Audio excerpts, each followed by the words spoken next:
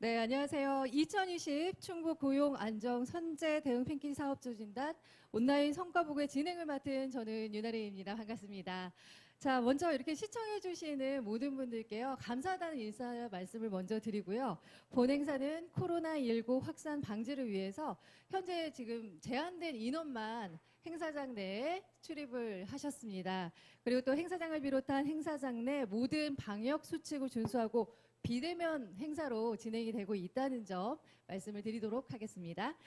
자, 오늘 순서에 대해서 먼저 좀 말씀을 드릴게요. 금일 성과 보고에는요, 충북 고선패 김한기 단장님의 인사 말씀을 시작으로요, 충북 고용 안정 선제 대응 패키지 사업 추진단 총괄 사업 소개, 그리고 취업 지원센터 사업 성과 보고, 그리고 맞춤형 전문 연구 인력 양성 및 채용 연계 지원 사업 성과 보고, 이어서는 전통산업 제도약을 위한 사업화 및 판로 다각화 지원 사업 성과 보고, 그리고 미래 기업 산업 경쟁력 강화를 위한 기술 지원 사업 성과 보고, 그리고 계속해서 충북 신성장 산업 활성화를 위한 근무 환경 개선 사업 성과 보고 순으로 진행이 되고요. 마지막으로는 이제 기업에서 지켜야 할 산업 안전에 관해서 특강이 진행이 되니까요. 여러분들 끝까지 함께 집중을 해주시면서 시청해 주시면 감사하겠습니다. 자, 본 행사는 유튜브 라이브 채팅방으로도 참여하실 수가 있으니까요. 궁금하신 점 있으시면 언제든지 질문을 남겨주시면 바로바로 답변을 해드릴 수 있다는 점이 또 장점이니까요. 많은 질문 남겨주시면 감사하겠습니다. 자, 그럼 지금부터 2020 충북 고용안정 선제응 대응 패키지 사업 추진단 성과 보고회를 시작하도록 하겠습니다.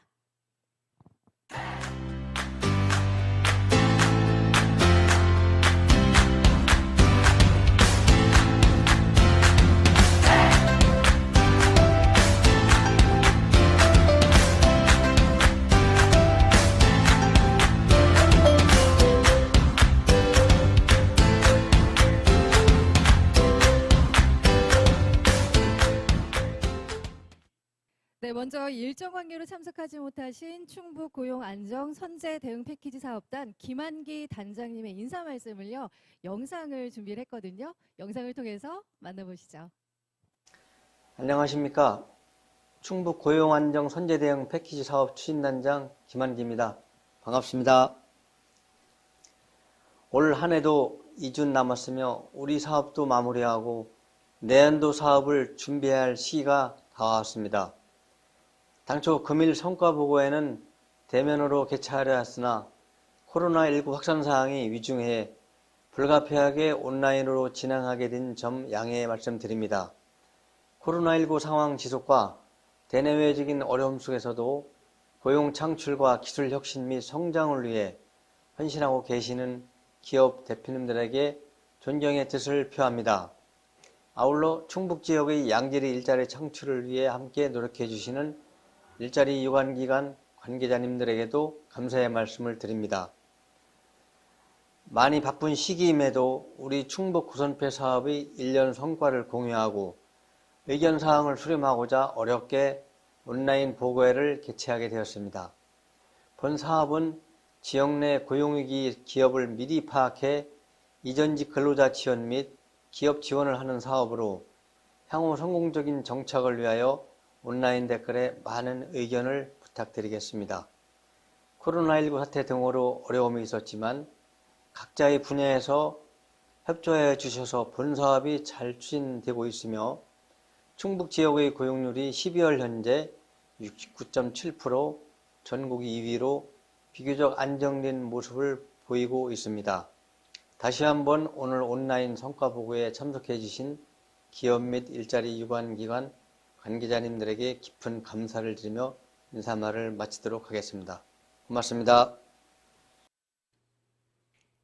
네, 김한기 단장님의 좋은 말씀 함께 하셨습니다. 자, 계속해서 충북 고용 안정 선제 대응 패키지 사업단 사업에 관한 총괄 사업 소개가 이어질 텐데요. 사업 소개에는 서정규 선임 연구원님께서 함께 해주시도록 하겠습니다. 안녕하세요. 네, 안녕하세요. 안녕하세요. 네.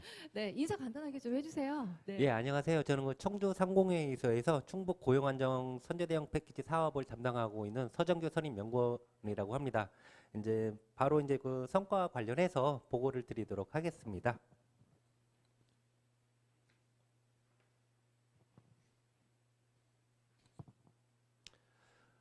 네, 지금 저희 그 충북 고용안정 선제 대응 패키지 사업 같은 경우는요. 이제 그 2018년도, 2019년도 이제 저희 충북 지역, 그 이제 청주, 진천, 음성 지역을 좀 조사해 본 결과 이제 구직급여, 즉 그 실업급여의 신청자 수가 급격히 증가를 했습니다. 그리고 이제 고용보험, 피보험자 증감률도 이제 좀 급격하게 감소가 되어 있어서 이 충북 일자리의 위험 신호가 좀 감지가 되어 있기 때문에 저희 이런 사업을 진행을 하게 되었고요. 또한 이제 뭐 실업자가 많이 이제 그 증가가 돼서 특히 그 부분에서도 제조업이 밀집된 청주, 진천, 음성 지역에서 이제 실업자 급증 상태가 많이 파악되고 있습니다. 그래서 저희 충북 고용안정 선제 대응 패키지 사업 같은 경우에는요, 그 벨기에의 림부르 모델을 도입을 하였고요.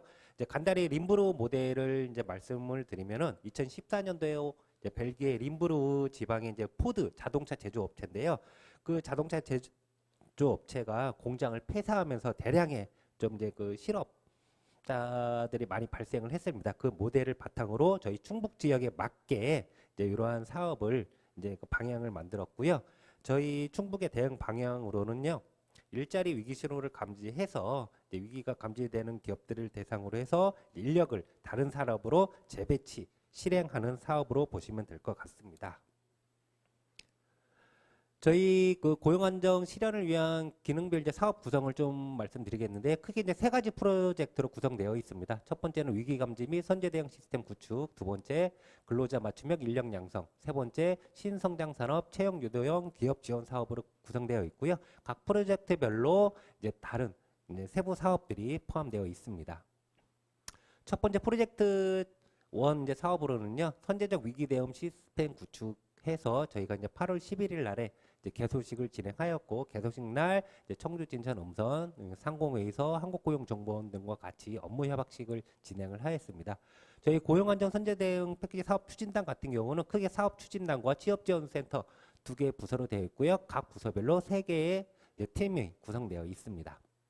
또한 이제 수행 기관으로는 충북 테크노파크, 기업진흥원, 과학기술혁신원, 충북대학교 산학협력단이 같이 이제 사업을 운영하고 있습니다. 이제 고용안정 선제 대응 이제 시스템 구축에서 저희가 이제 거버넌스 구축을 하고 있는데요. 거버넌스 구축에서도 이제 기업 동향을 조사를 바탕으로 해서 저희 위기 기업들을 이제 감지를 하고 거기에 따른 이제 그 인력 재배치를 실행하고 있습니다. 이제 또한 저희는 이제 그 근로자 특화 서비스를 제공하고 있는데요. 저희 이제 취업 지원 서비스와 그리고 이전직 촉진 장려금 이렇게 이제 사업을 진행을 하고 있고요. 그리고 이제 그 채용 활성화 지원을 위해서 이제 그 맞춤형 컨설팅 및 이제 구직자 활성화 지원과 그리고 이제 그 충북대학교에서 운영하고 있는 전문 인력 양성 및 채용 연계 지원 사업 또한 운영하고 있습니다. 그리고 마지막으로 이제 프로젝트 세 번째 사업인데요. 이제 이거는 기업 지원 사업으로 이제 충북과학기술혁신원에서 이제 전통 산업을 위한 기업들을 위해서 사업화 및 판로 다각화 지원 사업을 운영하고 있고요. 이제 충북 테크노파크에서는 미래기술 산업에 관련된 이제 기술 지원 사업을 운영하고 있습니다. 충북기업진흥원에서는 이제 신성장 산업 활성화를 위한 작업 환경 개선을 하고 있고요. 이제 이런 이제 사업들을 바탕으로 저희가 올해 목표는 이제 일자리 창출 이제 4,744명 5년 동안 목표를 하고 있습니다. 이제 그 성과 보고에 대해서 말씀을 드리도록 하겠습니다. 저희 고선패 사업의 사업 구성 현황으로는요. 이제 총 이제 사업비가 65억이고 이제 국비, 지방비는 이제 50억, 10억 정도 되고요. 올해 사업 목표는 고용 창출 720명 목표로 하고 있고 기업 지원 같은 경우는 91개사를 지원 목표로 하고 있습니다. 추진 현황에 대해서 말씀드리면은요. 프로젝트 1 같은 경우에는 이제 이전직 촉진 장려금 한 174명을 지원해 주고 있고요. 일자리 창출 또한 246명 이제 올해 성과를 달성했습니다. 그리고 이제 프로젝트 2 같은 경우에는 이제 인력 양성 사업인데요. 이제 교육 인원만 저희가 한 387명 올해 교육을 했고요. 이제 기업 지원을 하는 프로젝트 3 같은 경우는 이제 96개사를 모집해서 선정하였고 그 기업들에서 이제 649명 많은 일자리 창출을 이루어냈습니다.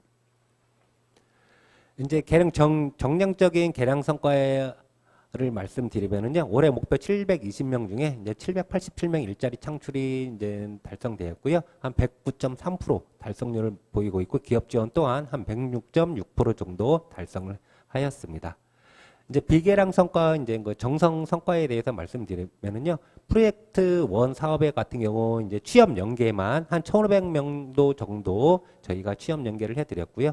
프로젝트 2 사업, 인력 양성 사업 같은 경우에는 이제 훈련에서만 한 349명, 전문 인력 양성에서는 38명의 이렇게 이제 좀 교육 훈련이 이루어졌습니다. 그리고 이제 세 번째 프로젝트 같은 경우는 기업 지원 사업 같은 경우에는 이제 신규 일자리 창출이 신청했던 기업들이 한 97개 기업이 되는데요. 그 97개 기업을 통계적으로 내니까 한 4.2% 정도 일자리가 더 이제 창출이 되었고요. 그리고 지재권 특허 등록이라든가 출원 그런 같은 경우에도 한 36.3%가 참여 기업들이 많이 증가가 되었습니다. 이제 그 저희가 고선배 사업을 추진하면서 이제 분과별로 고용안정협의회를 구축하고 운영을 하고 있는데요. 저희 이제 공동분과와 위기감지 분과 크게 두 가지로 해서 회의를 하였고요. 저희 그 분과 위원장님은 현재 그 충북도 경제부지사님이 맡아주고 계십니다. 올해는 그 코로나가 많이 확산이 돼서 저희가 이제 그 대면에 대한 이제 교육이라든가 이제 그런 미팅을 많이 할 수가 없어서 이제 비대면 이제 언택트 취업 지원 시스템을 구축을 하여 가지고요. 그 온라인 이음대회나 아니면 영상 면접 그리고 저희가 줌이라는 화상회의 프로그램을 활용을 해서 온라인 강의를 진행하였습니다. 그리고 또한 저희가 그 이전직 촉진 장려금을 이제 그 구직자분들이 취업을 할 때 저희가 장려금을 드리고 있는데 저희가 그 처음 애초 계획은 40세 이상의 이제 중위소득 100% 이하인 분들을 대상으로 하려고 했는데요. 이 기준 조건의 사업을 운영하면서 보니까는 여기에 해당되는 분들이 많지가 않으시더라고요. 그래서 저희가 이제 그 대상층을 이제 많이 완화를 했습니다. 이상으로 이제 그 성과 보고를 마치고요. 예. 네, 다음. 네, 발표 잘 들으셨죠? 네, 또 많이 준비를 하셨습니다. 그리고 또 발표하시면서도 굉장히 신경을 쓰셔서 하나하나 다 놓치지 않고 말씀을 해주셨는데요. 몇 가지 질문을 좀 드려볼까 해요. 네네. 올해 고선패 사업이 충북 말고도 선정된 또 지역이 있다고 들었어요. 맞나요? 네, 네, 맞고요. 네. 저희 충북 이외에 인천, 경북, 경남, 전북 이제 크게 이제 5개, 5개 광역 자치단체가 선정되었습니다. 네. 그리고 또 지역 내 그 일자리 사업으로는 사업비 규모가 굉장히 크다고 하던데 그 정확히 좀 사업비를 좀 오픈을 해주실 수가 있을까요? 네. 좀 약간 민감한 부분일 수도 있는데요. 저희가 이제 올해 2020년부터 2024년 5년 동안 409억 원 정도 네. 이제 일자리 예산이 있고요. 올해 같은 경우는 65억 정도 예산이 있습니다. 네. 또 시원시원하게 이렇게 말씀을 해주시니까 시원하네요. 네.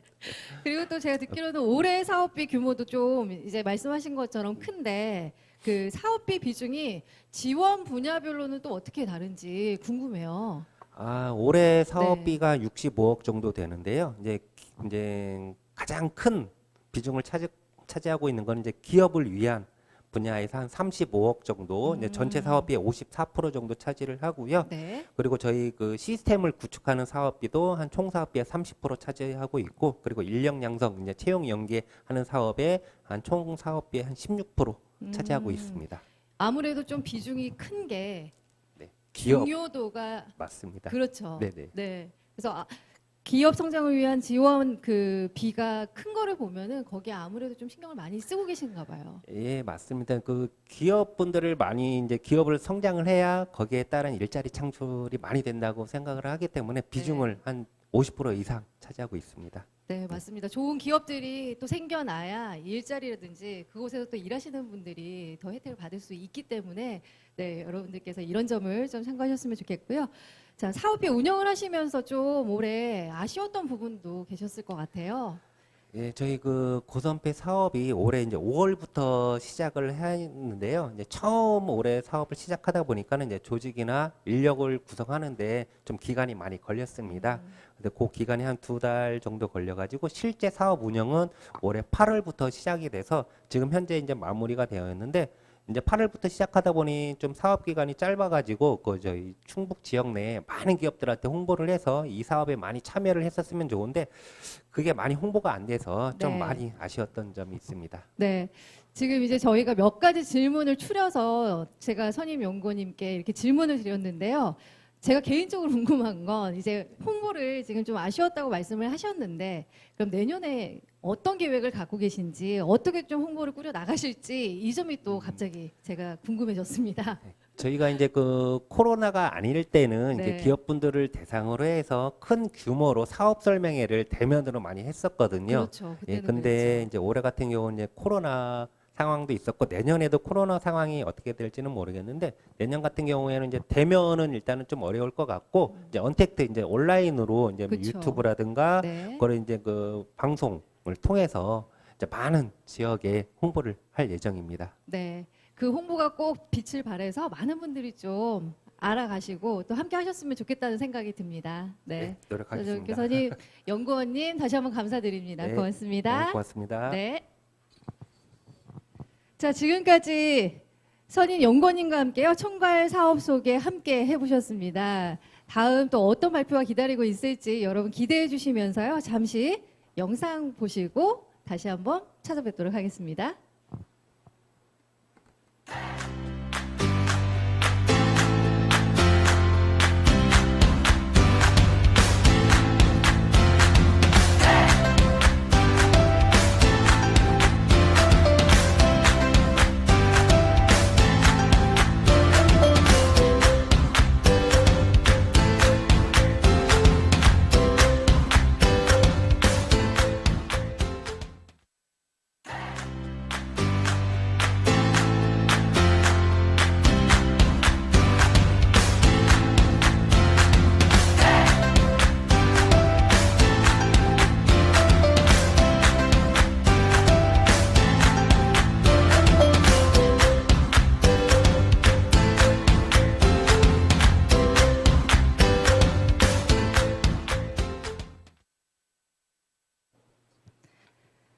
네, 여러분은 현재 2020 충북 고용 안정 선제 대응 패키지 사업 추진단 성과 보고에 함께하고 계시는데요. 계속해서 사업 성과 보고에 김대배 선임 연구원님께서 또 말씀을 해주실 텐데요. 여러분 귀 쫑긋하시고 잘 함께해 주시면 감사하겠습니다.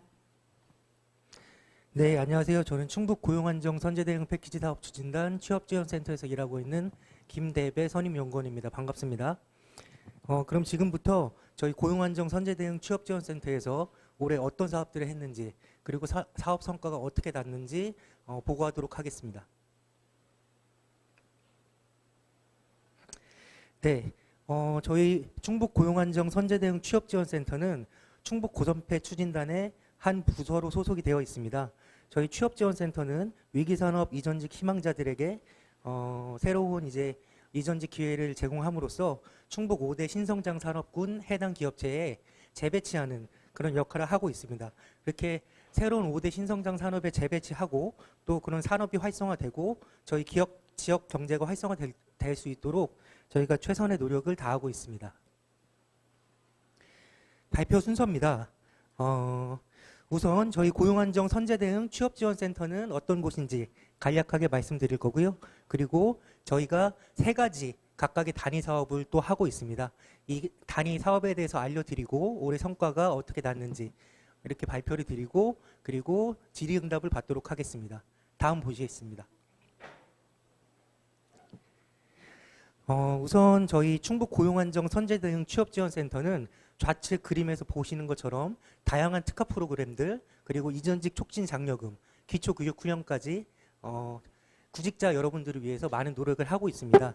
저희가 취업지원센터가 만들어진 배경이 있는데 우선 청주시 진천군 음성군은 제조기업이 밀집한 충북경제의 중심 지역입니다. 그렇게 해서 그럼에도 불구하고 새 지역의 고용서비스 기관의 역할과 기능의 한계가 존재했고요. 또 그로 인해서 고용서비스 기능의 전문화 및 역할 확대가 필요했습니다. 그래서 취업지원센터는 지역별 분절적 고용서비스 체계를 통합하여 운영하고 이전직 근로자에 대한 특화 고용서비스를 진행해서 패키지로 구직자 그리고 구인자들을 대상으로 지원하는 역할을 하고 있습니다. 그럼 저희 첫 번째 사업 말씀드리겠습니다. 고용안정 선제대응 취업지원 서비스 사업입니다. 아까 말씀드렸던 다양한 특화 프로그램이 있고요. 우선 이전직 상담을 통해서 우리 구직자분들의 역량을 좀 강화해드리고 교육훈련 그리고 특화 프로그램들, 다양한 일자리 프로그램들을 하고 있습니다. 또 고용 서비스 자문회의 등을 통해서 우리 일자리에 대한 자문을 많이 들으면서 이런 것들을 사업에 반영하기 위해서 노력하고 있습니다. 네. 특화 프로그램은 특히 5대 신성장 사업과 그리고 유관기관 연계 프로그램, 취업 성공 프로그램을 하고 있습니다. 그럼 올해 사업 성과를 한번 보시겠습니다. 우선 대규모 프로그램 5회, 소규모 프로그램 30회를 통해서 279개사와 50개사에 대한 저희가 기업 발굴과 그리고 구직자, 구인자 지원을 했고요. 또 기업 간담회와 자문회의 7회, 그리고 저희가 발로 뛰면서 기업 발굴 289개사를 이뤄냈습니다. 상기를 통해서 1,525명의 구직자분들께 취업 연계를 해드렸고 또 246명의 고용창출 성과를 낼 수 있었습니다. 다음 이전직 맞춤형 컨설팅 및 기초교육훈련 사업입니다. 저희가 개인의 특성을 먼저 이해시켜 드리고 그 개인들이 직업에 잘 적응하실 수 있도록 직업에 대한 이해를 바탕으로 한 교육을 30시간 운영하고 있습니다. 충북 5대 신성장 산업에 재배치될 수 있도록 유기농 식품산업, 첨단형 뿌리산업, ICT 융합산업, 태양광 신에너지산업, 신교통 항공산업에 대해서 이전직 맞춤형 컨설팅 기초교육을 올해 실시했습니다. 성과를 보시면 저희가 14회를 운영을 하였고요. 그리고 349명의 수강 인원이 있었고 최종적으로 308명이 저희 교육을 수료를 해주셨습니다. 사업 성과는 우선 수료 인원을 대상으로 저희 취업 프로그램에 먼저 연계를 해드렸고 그리고 이전직 촉진장려금으로 우선 지원을 해서 교육을 수료하신 분들 약 80%가량이 이전직 촉진장려금의 혜택을 받으실 수 있게 노력했습니다. 이 교육을 통해서 또한 저희 충북 5대 신성장 산업을 알릴 수 있는 또 그런 계기를 바탕으로 마련하기도 했습니다.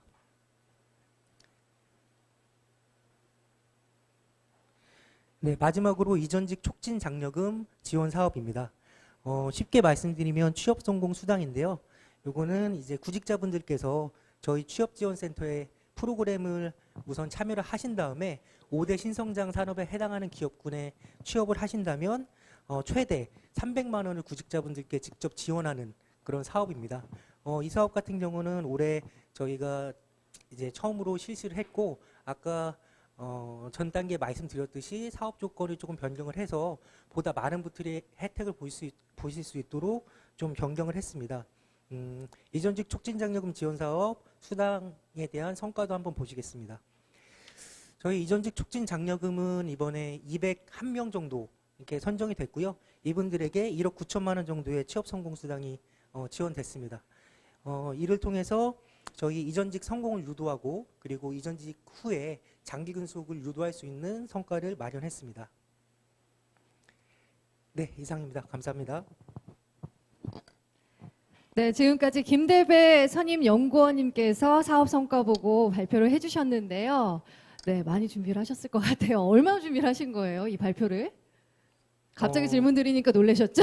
네. 네, 좀 전부터 네. 저희 사업 성과 보고 있을 때부터 네. 좀 중요하게 생각을 해서 미리 좀 준비를 했습니다. 네, 들으셨던 분들은 아주 잘 또 유용한 팁이 되지 않으셨을까라는 생각이 드는데요. 그 올해하고 차년도, 내년도 그 사업에 대해서 좀 어떤 차이점이 있는지 말씀 좀 부탁드릴게요. 저희가 올해는 사업 기간이 8월 11일 날 개소를 했기 때문에 비교적 좀 짧은 편이었습니다. 다만 내년에는 예산도 조금 증액이 될 것 같고 네. 그리고 사업 기간이 비교적 늘어날 예정입니다. 그래서 차년도 사업에는 변화하는 고용 시장에 맞춰서 저희가 좀 보다 다양한 프로그램들을 구직자 그리고 구인자분들께 제공해 드릴 예정입니다. 네, 그 내용 중에도 조금은 엿보였던 것 같은데 다양한 프로그램이란 어떤 게 있는지 미리 살짝 좀 얘기를 해주신다면요. 네. 우선 대규모 일자리 행사 5대 산업 이음대회를 올해와 같이 내년에도 계속 진행을 할 예정이고요. 그리고 한 달에 최소 4-5번씩 구직자분들께 기업과 만날 수 있는 기회를 제공해 드리기 위해서 또 구인구직 만남의 날도 할 거고 그리고 청주시 진천군 음성군과 함께 또 구직자 구인자분들 연계해 드리는 다양한 취업 프로그램도 함께 소개해 드릴 예정입니다. 네.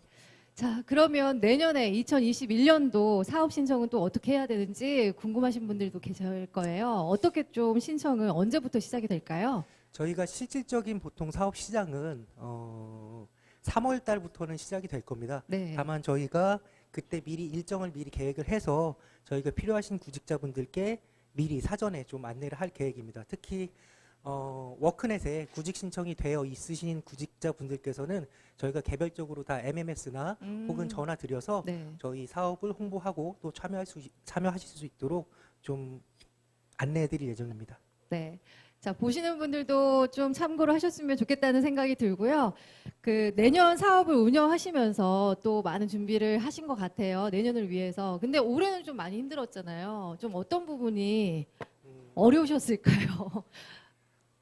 항상 나오는 얘기긴 한데요. 네. 저희 사실 취업 지원 프로그램은 주로 기존에는 대면으로 했던 것이 그렇죠. 사실입니다. 다 이제 얼굴 네네. 맞대고 뭐 같이 하고 이런 게 대부분이었잖아요. 네. 네. 사실 사람과 사람을 이어준다는 것 자체가 서로 직접 만나서 소통도 하고 기업은 그 구직자를 한번 보고 구직자는 그 기업에 대해서 이해하는 게 맞대면을 해서 하는 게 가장 효과가 크긴 한데 맞습니다. 올해는 좀 코로나 때문에 많은 어려움을 겪은 건 사실입니다. 네. 자, 그런 점 때문에 더욱더 아쉬움이 큰 것 같아요. 그렇죠. 그러면 또 올해는 이 코로나19 대응을 또 어떻게 하셨을까라는 생각이 드는데 어떻게 좀 대응을 하셨어요? 저희가 고민을 사실 많이 했습니다. 저희도 예상치 못했던 일이 생겼기 때문에 그래서 기존에 계획했던 대면 일자리 행사를 네. 전부 좀 온라인으로 긴급하게 전화를 했습니다. 저희가 전부 다 비대면 프로그램으로 좀 다 전화를 했고 특히 저희 온라인 화상 면접장을 추진단 내에 설치를 했고요. 저희 교육 운영도 전문 교육 장비, 실시간 송출 교육 장비를 구축해서 비대면 실시간 교육으로 운영을 해서 이렇게 좀 다양하게 계속 이제 비대면 방식을 활용해서 운영을 했습니다. 그리고 또 저희 기존에는 대면으로 했던 채용 박람회를 저희가 온라인 채용 박람회로 개최를 해서 좀 호응을 얻었던 기억도 있습니다. 네. 그래서 저도 또 궁금했던 게 그 반응이 또 어땠는지 예전과는 또 다른 방식으로 좀 접근을 해야 되는 거였잖아요. 반응은 어땠어요? 사실 반응은 처음에는 네. 다들 어려워하셨죠. 그렇죠. 네, 저희도 맞아요. 사실 낯설기도 하고 낯설고 어색하고. 이제 기업분들이나 구직자분들도 좀 어색해하셨는데 네. 이게 어느 정도 적응을 하시니까 오히려 이쪽 비대면이나 온라인으로 하는 좀 방식들이 익숙해지시면서 네. 전보다는 처음 시작할 때보다는 조금 호응도가 많이 좀 좋아졌던 것 같습니다. 네. 분명한 거는 이제 대면으로 할 때하고 또 비대면으로 할 때하고 각각의 장점이 있거든요. 그런 점들을 좀 잘 활용을 하셔서 교육이라든지 그리고 이런 프로그램에 적극적으로 좀 참여를 하셨으면 좋겠다라는 바람이 저도 생기는 것 같습니다. 자, 그러면 아까 들어오셨을 때 인사를 못 해주셨어요, 제대로.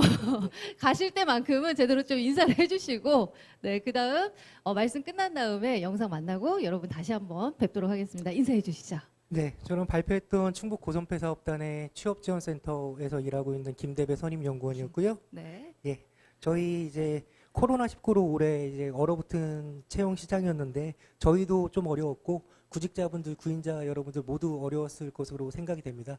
차년에는 저희가 좀 양측의 가교 역할을 해서 얼어붙은 채용 시장이 좀 활력을 불어넣을 수 있도록 최선의 노력을 다하겠습니다. 감사합니다. 네, 감사합니다. 힘을 불어 넣어주시면 감사하겠습니다.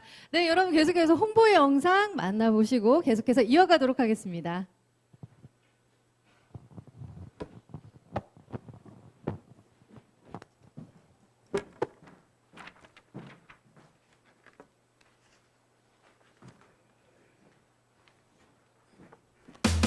기업의 구조조정으로 인해 실직하는 인력을 한 발 앞서 적절하게 재배치하는 고용안정 선제 대응 패키지 사업이 추진됩니다. 구직자와 전문 연구 인력을 위한 지원 프로그램을 운영합니다.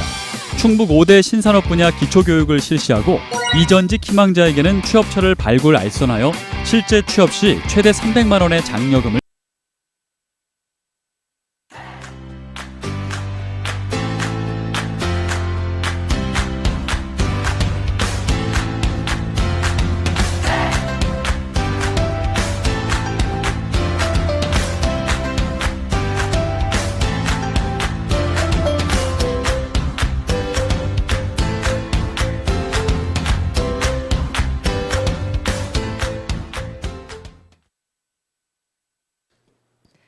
네, 영상 함께 보셨습니다. 계속해서 맞춤형 전문 연구 인력 양성 및 채용 연계 지원 사업 성과 보고 이어가도록 할 텐데요. 성과 보고에는 충북대학교 산학협력단 임명재 매니저님 함께 해주시겠습니다. 안녕하세요. 네, 안녕하세요.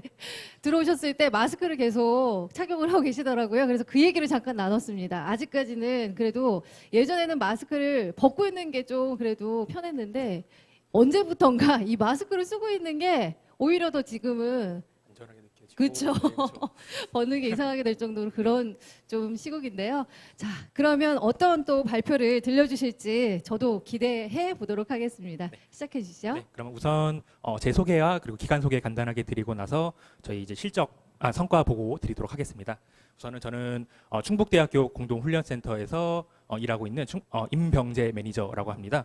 그래서 저희 센터에 대해서 우선 소개해드리자면은 저희 센터는 이제 지역 산업 맞춤형 중고급 전문 인력 양성이라는 비전 하에 2017년도에 이제 충북 오창에 신규 설립된 훈련 기관입니다. 네. 그래서 현재 고용 원정 선제 대응 패키지 사업의 일환으로 충북 신성장 산업 전문 인력 양성 과정을 현재 운영 중에 있습니다. 네. 그러면 바로 실적 보고 드리도록 하겠습니다. 네, 좋습니다. 네, 우선 사업 추진 주요 성과를 살펴보도록 하겠습니다. 저희는 수혜 기업은 이제 목표 기업 총 5개사였는데 5개사가 모두 선정이 되어서 100% 달성률을 채웠습니다. 그리고 프로젝트 참여 구직자 같은 경우에는 목표 인원이 30명이었는데 총 34명을 모집을 하였고 수료 인원은 총 32명으로 107%로 초과 달성률을 기록했습니다. 일자리 창출은 20명의 목표 인원 중에서 총 19명이 최종 취업 연계가 되어서 현재 95% 달성률을 기록하고 있는데 저희 공동훈련센터에서 자체 운영 프로그램인 엑시트 프로젝트를 통해서 이제 수료생들의 취업 역량을 강화시켜서 끝까지 취업하실 수 있도록 저희가 지원하고 있기 때문에 취업률은 앞으로 더 올라갈 것으로 예상하고 있습니다. 네. 그리고 저희 이제 세부 운영 실적에 대해서 보시겠습니다. 우선 저희 충북 신성장 산업 전문 인력 양성 및 채용 연계 지원 사업은 코로나19로 인해서 1회당 수강 인원 축소 운영이 불가피하여서 총 3기로 나눠서 진행을 했는데요. 1기 같은 경우에는 참여 인원이 총 15명이었고 그중에서 15분 모두 수료를 하셨습니다. 그중에서 이제 9명이 현재 취업을 하신 상태이고 2기 같은 경우에는 참여 인원이 총 11명이었는데 9분이 수료를 하시고 이 9분 중에서 총 6명이 현재 취업하신 상태입니다. 마지막으로 3기 같은 경우에는 8명 참여 인원 모두 이번 달 초에 이제 수료를 하셨고 현재 4분이 취업하신 상태입니다. 다음으로 이제 우수 사례에 대해서 좀 말씀을 드리겠습니다. 우선 채용 약정을 통한 성과 연계가 있는데요. 저희 사전에 이제 구인 기업과의 채용 약정 체결을 통해서 저희 공통 역량 전문 기술 교육 훈련과 그리고 프로젝트 일경험 교육 훈련을 통해서 이제 기업이 원하는 인재로 육성을 시키고 그래서 이제 이를 통해 채용 이후에 인턴 기간을 대폭 단축을 시킬 수가 있었습니다. 이에 더해서 이제 기업 지원금 또한 지원을 받을 수 있다는 부분이 기업에게 아주 큰 장점이 되었다고 하고요.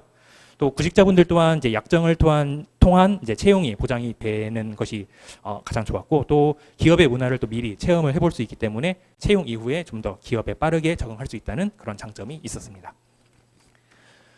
네, 다음은 저희 교육 훈련 사진과 이제 수료식 사진인데요. 우선 공통 역량 전문 기술 교육 훈련 같은 경우에는 저런 식으로 집체 교육이 진행이 되었고 뭐 프로그래밍 언어라든가 센서 모듈 그리고 IoT 통신 등 그런 것을 배우면서 진행을 했고 종료가 된 이후에는 이제 프로젝트 일경험 교육이라고 해서 기업에 직접 가서 직접 기업의 실무를 익히는 그러한 시간을 가졌습니다. 그래서 공통 역량 전문 기술 교육과 프로젝트 일경험 교육이 끝난 이후에 수료식을 가져서 이제 수료증도 이제 수여를 하면서 이렇게 진행을 했고요.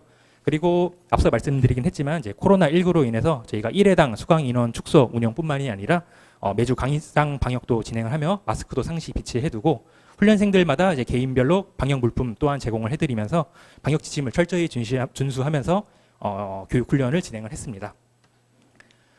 저희 충북대학교 공동훈련센터는 이제 본 사업을 통해서 지역과 구직자 그리고 협약 기업의 전문 인력 양성을 위한 선순환 구조 체계 정립이라는 비전 아래 현장 맞춤형 교육을 이수한 ICT 융합산업, 태양광 신에너지 산업, 신교통 항공산업의 전문 인력 양성을 통해 충북 신성장 산업을 주도할 인재 육성 및 공급 거점을 마련하고 충북 지역 협약 기업으로 실무 중심의 전문화된 인력을 안정적으로 공급함으로써 지역 우수 인재 양성 및 청년 실업 해소와 기업 성장에 이바지하도록 하겠습니다.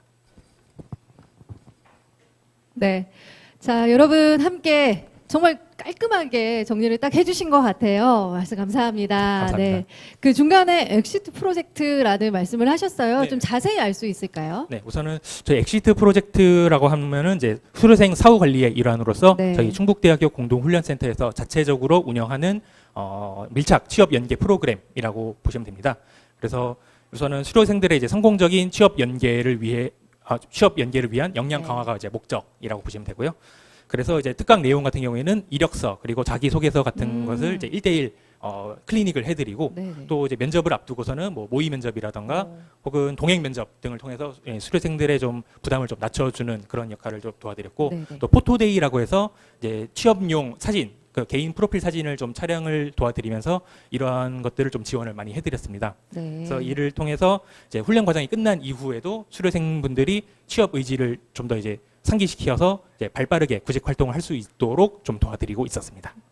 네, 어떻게 보면 발이 빨라질 수밖에 없을 것 같아요. 정말 A부터 Z까지 다 이렇게 준비를 쫙 해주시는 것 같다는 생각이 들었거든요. 네. 그래서인지 중간에 또 그 취업률이라든지 몇 분 취업이 됐다 이런 얘기를 하셨는데 취업률이 높아요. 그렇죠? 네. 그게 또 뭔가 노하우 그런 게 좀 있으실 것 같은데 그렇게 취업률이 높은 이유 분명히 있을 것 같습니다. 어떤 네. 이유일까요? 우선은 일단은 저희는 사실은 뭐 그 훈련생분들을 사실 도와주는 역할만 일단 했다고 보시면 됐고 사실 대부분은 이제 저희 수료생분들이 많이 이제 노력을 해주셨기 때문에 사실 이렇게 높은 취업률이 됐다고 생각을 하고 있습니다. 네, 취업자분들의 그 뜨거운 열정과 노력도 있었지만요, 또 이렇게 든든한 조력자분이 옆에서 함께했기 때문이 아닐까라는 또 생각이 드네요. 네, 감사합니다. 기억에 남는 참여자가 또 있으실 것 같아요. 네, 아무래도 네. 저희가 좀 채용에 아무래도 좀 적극적이었던 기업이 한 군데가 있는데요. 네. 좀 D기업이라고 얘기를 좀 드리겠습니다. 그래서 해당 기업 같은 경우에는 이제 프로젝트 1경험 1기 때 참석을 하셨습니다. 그래서 우선 총 4분의 훈련생 분들과 함께 프로젝트를 진행을 하셨는데 이 중에서 3분과 채용 연계가 이루어졌고 한 분은 이제 좀 더 좋은 곳으로 갔기 때문에 좀 채용이 이루어지지 않았는데 이렇게 해서 우선 3분을 채용을 해주셨고 이후에 이제 D 기업이 신규 사업을 또 진행을 하게 되면서 또 새로운 인재가 필요했기 때문에 저희에게도 요청을 해주셨습니다. 그래서 프로젝트 1경험 3기에 또 참석을 하셔가지고 우선 3분과 이제 또 프로젝트를 진행을 하셨고 그 중에서 2분과 또 채용이 연계가 됐습니다. 그래서 저희 이번 사업을 통해서 총 5분과 채용 연계가 됐다고 보시면 되는데 사실 이렇게 실적을 좀 높여줬다고 해서 좀 인상 깊었던 건 아니고 네, 그렇겠죠. 네. 네. 저는 또 특히 이제 좀 인상 깊었던 부분이 1경험 교육을 시키는 데 있어가지고 각 부서별로 이제 1경험을 각각 돌려가면서 진행을 하면서 각 수료생분들께 맞는 직무 적합도를 알아보고 그러고 나서 거기에 맞춰서 이제 부서 배치를 진행을 하시더라고요. 그렇기 때문에 채용 이후에 좀 더 전문성이라던가 또 현업 적응도에 있어서 많이 도움이 됐다고 얘기를 해서 저희가 사후관리 차원에서 기업과 그리고 그 훈련생분들께 만족도 조사를 했을 때 아주 서로 만족한다는 그런 결과를 들어서 또 개인적으로 보람이 아주 컸습니다. 네. 자, 이게 질문지에는 기억에 남는 참여자라는 질문만 있었는데요. 저는 또 한 가지 그냥 여쭤보겠습니다. 네. 반면에 이런 좀 준비하시는 분들 중에 좀 어렵게 하셨던 분들도 계셨을 거예요, 분명히. 그렇죠. 네. 그럴 땐 좀 어떤 부분에 있어서 어려운 점이 좀 있으셨을까요? 사실 저희가 모집하는 데 있어서 좀 많이 어려움을 겪긴 했었었는데요. 네. 그 중에서도 정말 어렵게 모집을 하고 면접을 진행해서 이제 교육을 수강하겠다고 이제 들어오신 분이 계신데 사실 며칠 얼마 안 있어서 이제 나가시는 분들도 계시고 하셨거든요. 사실 며칠이요? 거의 한 일주일도 안 돼서 나가시는 분들도 많으셨고, 네. 아이고, 네. 심지어는 하루 첫날 나오고 그 다음 날부터 이제 연락 두절이 되신 분들도 계셨고, 네네. 그런 분들을 관리하는 게 조금 쉽지 않았습니다. 야, 그럼에도 불구하고 이렇게 또 잘 꾸려 오신 것 같다는 생각이 듭니다. 네. 앞으로 또 계획 간단하게 좀 말씀해 주시고, 네, 인사드려야 될 것 같아요. 네. 현재 저희가 일단 교육 훈련 같은 경우에는 1기부터 3기까지 모두가 마무리가 되었기 때문에 남은 거는 이제 취업 역량 강화 프로그램 엑시트 프로젝트라고 말씀드렸죠. 그거를 이제 계속 진행할 예정이면서 이제 내년도 사업을 또 이제 준비를 계속 해야 될 것 같습니다. 네. 자, 말씀 다시 한번 감사드리고요. 내년에는 더 보람차고 성취감 느끼시는 일들만 가득하시길 네, 매니저님께 빌도록 하겠습니다. 말씀 감사합니다. 네, 감사합니다. 네. 자, 여러분 다음 또 어떤 발표가 기다리고 있을지 계속해서 좀 집중을 해주시고요. 영상 통해서 먼저 만나보시고 그 다음에 다시 한번 인사드리도록 하겠습니다.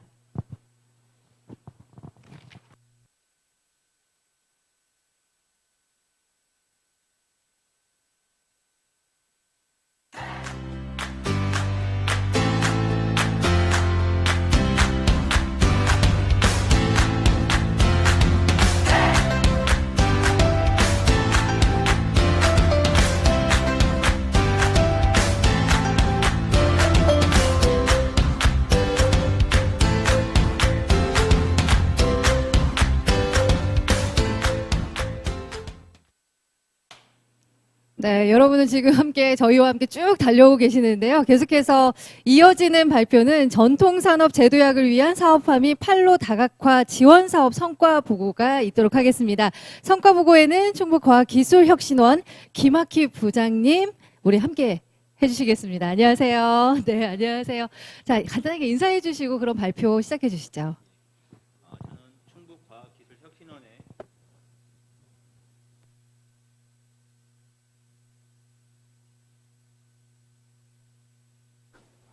다시 한번 네, 인사드리겠습니다. 맞습니다. 저는 다시 한번 인사 부탁드리겠습니다. 충북과학기술혁신원의 융합사업부의 부장을 맡고 있는 김학희라고 합니다. 현재 저희가 추진하고 있는 과제에 대한 추진 경과와 성과 보고를 보고해 드리겠습니다. 먼저 간략하게 제가 몸담고 있는 기관 소개를 드리겠습니다. 저희 충북과학기술혁신원은 충북 오창의 과학산업단지 내에 위치하고 있습니다.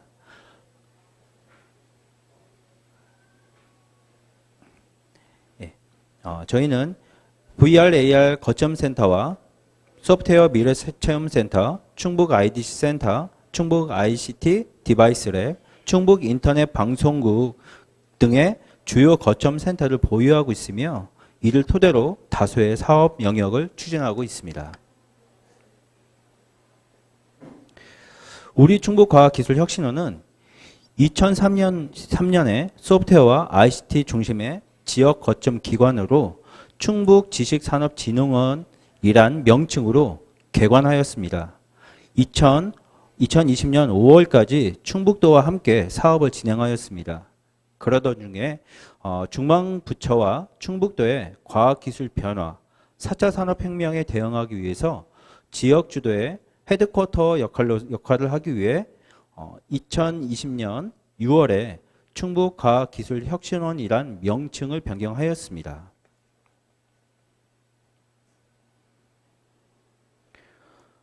그럼 추진한 당해년도의 사업 설명 및 성과를 말씀드리겠습니다.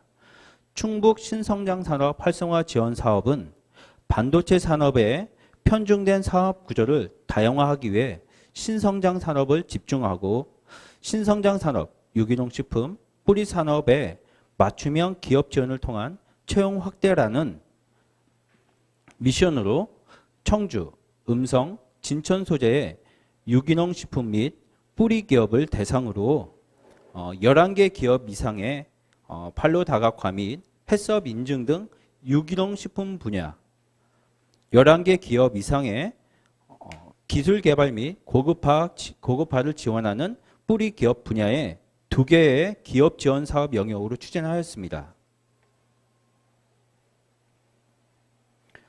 당해년도 추진한 사업의 성과를 말씀드리겠습니다. 충북 신성장 산업 활성화 지원 사업은 지자체, 기업 단체 등 지속적인 협력 체제 구축으로 맞춤형 홍보를 통한 기업 지원 목표 달성과 초과 달성을 하였습니다. 또한 코로나19로 고용 창출이 어려운 상황에서도 맞춤형 기업 지원을 통해 인력 채용 초과 달성을 하였습니다.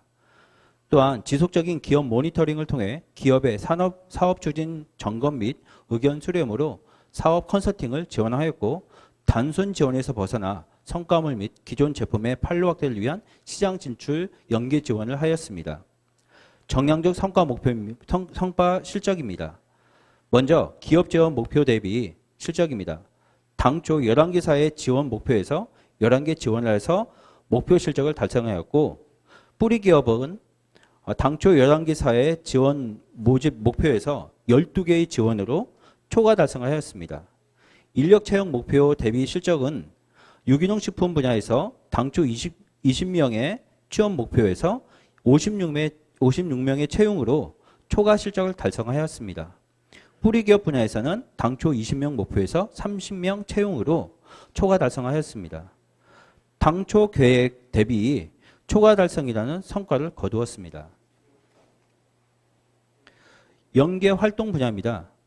유기농 식품 및 뿌리 기업 지원을 대상으로 기업 성과물 및 제품에 대한 대외 홍보 판로 확대 지원에 대한 저희 연계 활동 분야입니다. 먼저 유기농 식품의 기업 지원 연계 활동으로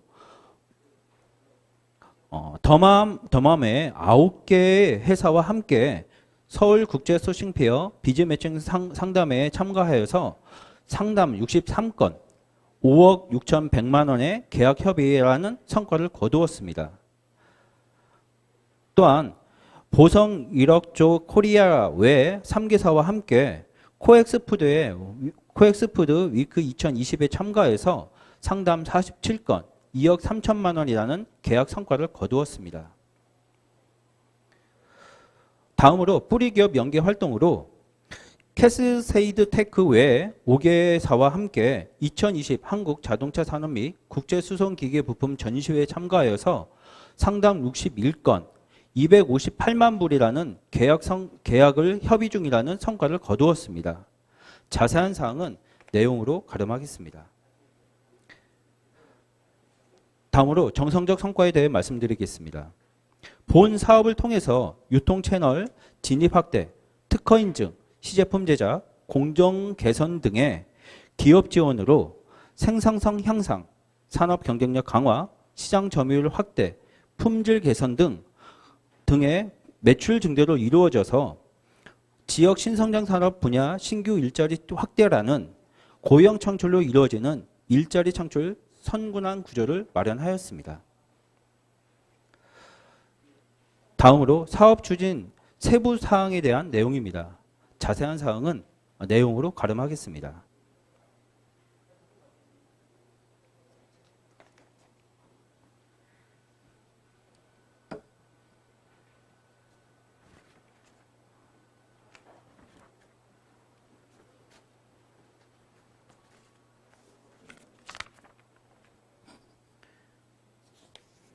네.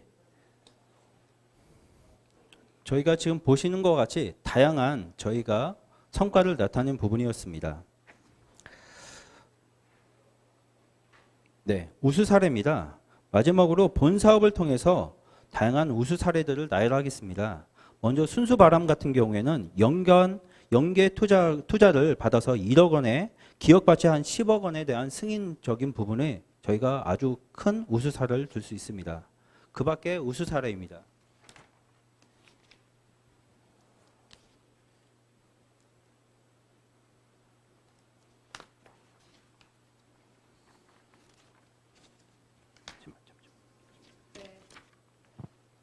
자, 마지막 또 할 말이 있으실 것 같아요. 네.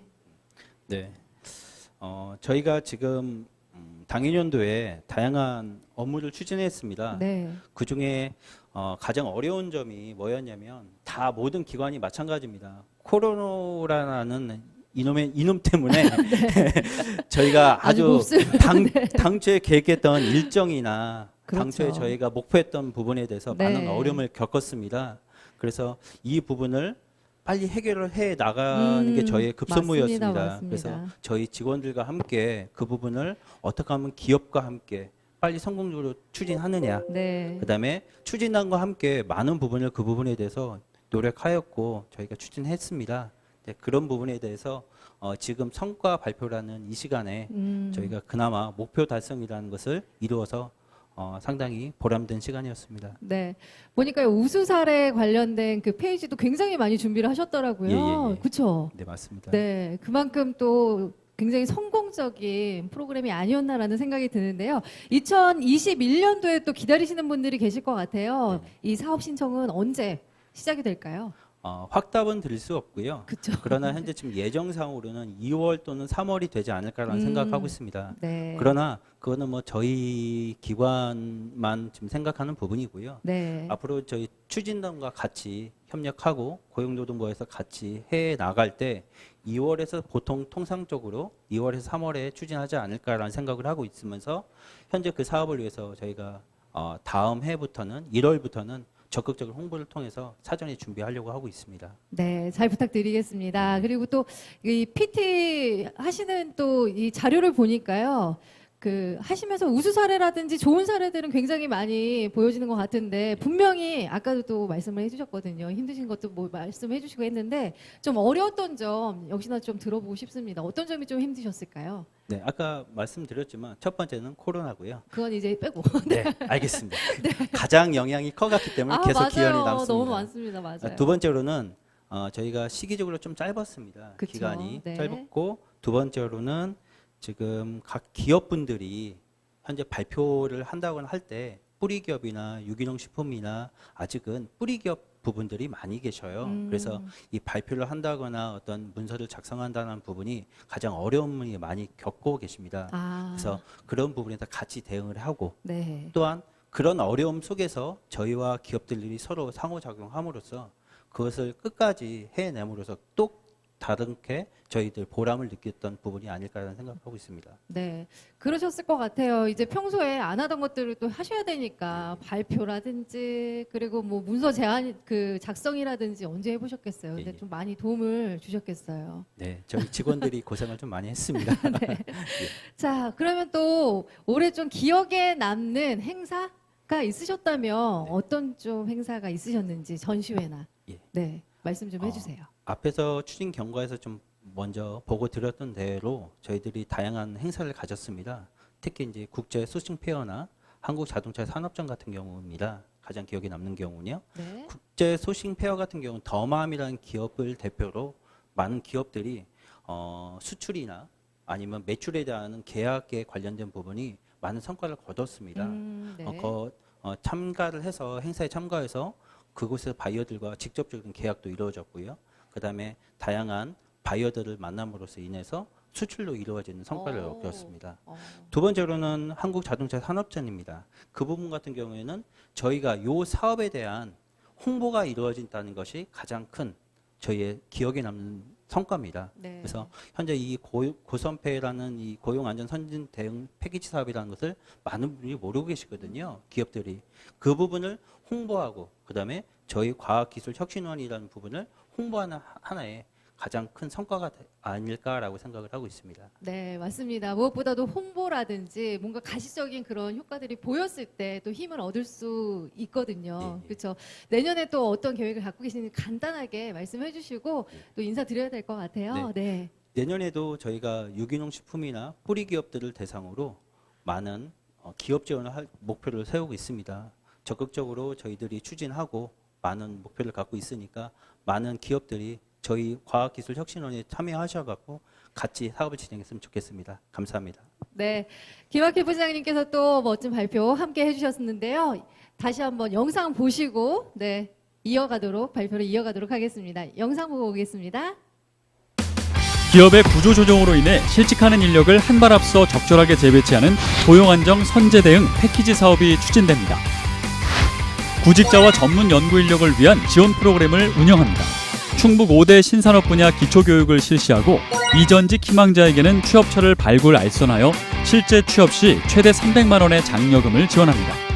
또한 전문 인력 양성을 위해 교육과 함께 기업 공동연구 기반 프로젝트를 진행하여 수료 후에는 프로젝트 참여 기업에 우선 취업 연계 서비스를 제공합니다.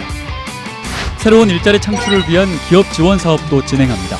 식품 뿌리 산업의 제도약을 위한 사업화와 판로 다각화를 지원하고 신산업 분야 경쟁력 강화를 위한 기술 지원과 근무 환경 개선 서비스 제공으로 양질의 일자리를 창출해 나갈 것입니다.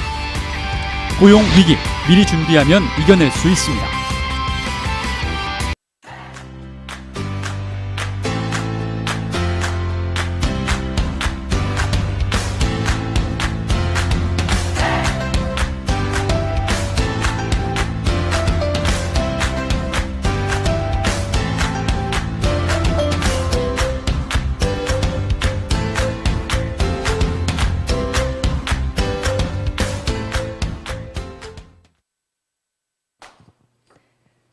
네, 여러분 영상 보고 오셨습니다. 계속해서 이어가 볼까요?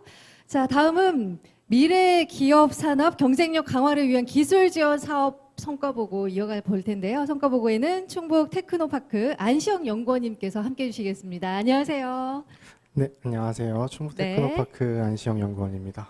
네, 지금 인사는 해주셨고요. 이제 궁금해하실 PT, 자 이어가 보도록 하겠습니다. 발표해 주시죠. 네, 저희 사업에 대해서 간략하게 소개를 드릴 건데요. 우선 앞으로 진행될 사항은 이렇게 되고요. 저희 먼저 기관하고 또 사업 소개 먼저 진행하도록 하겠습니다. 간략하게만 소개해 드릴게요. 저희 기관은 2003년에 설립되어 오창에 설립이 된 기관이고요. 지역혁신 거점 기관이라고 생각하시면 됩니다. 전국시 혹은 도 지자체에 각 19개가 설립되어 있는 기관이라고 생각하시면 될 것 같고요. 지역 내에서 기업을 지원한다거나 인력을 양성한다거나 그 지자체와 기업의 교두보 역할이라고 생각하시면 될 것 같습니다. 그래서 저희 테크노파크에서 진행하고 있는 사업은 미래기술산업 경쟁력 강화를 위한 기술지원 사업이라고 생각하시면 되는데, 이거는 간략히 말씀드리면 인력 채용을 기반으로 한 기업 지원 사업이라고 생각하시면 됩니다. 저희는 신규 인력 1명 채용하실 때마다 1,000만 원, 최대 4명 채용 시 4,000만 원의 기업 지원금을 지원해 드리고 있습니다. 그래서 4명을 채용하시게 되면은 저희 세부 프로그램 중에서 선택을 하셔서 최대 4,000만 원까지 사용하실 수 있는 그런 기업 지원 프로그램이라고 생각하시면 될 것 같습니다. 네, 이어가지고 저희 사업 수행 이제 어떻게 진행했는지 또 성과는 어떻게 나왔는지 발표해 드리도록 하겠습니다. 저희 같은 경우에는 우선 사업을 진행하면서 홍보를 좀 많이 하려고 먼저 우선 노력을 했습니다. 사업 기간도 짧고 또 갑자기 시작됐다 보니까 1차 연도기도 하고 그래서 기업분들이 또 많이 모르시더라고요. 그래서 저희가 직접 방문을 하기도 하고 웹사이트 배너를 통해서 홍보를 하기도 했고요. 또 공고도 매월 계속 업로드하면서 실시간으로 정보를 공유하고자 노력을 해왔습니다. 그리고 이거는 이제 저희가 올해 사업 수행하면서 이제 나온 결과물인데요. 저희는 청주, 진천, 음성 세 가지 지역을 세 군데 지역에 대해서 저희가 지원을 해드리고 있어요.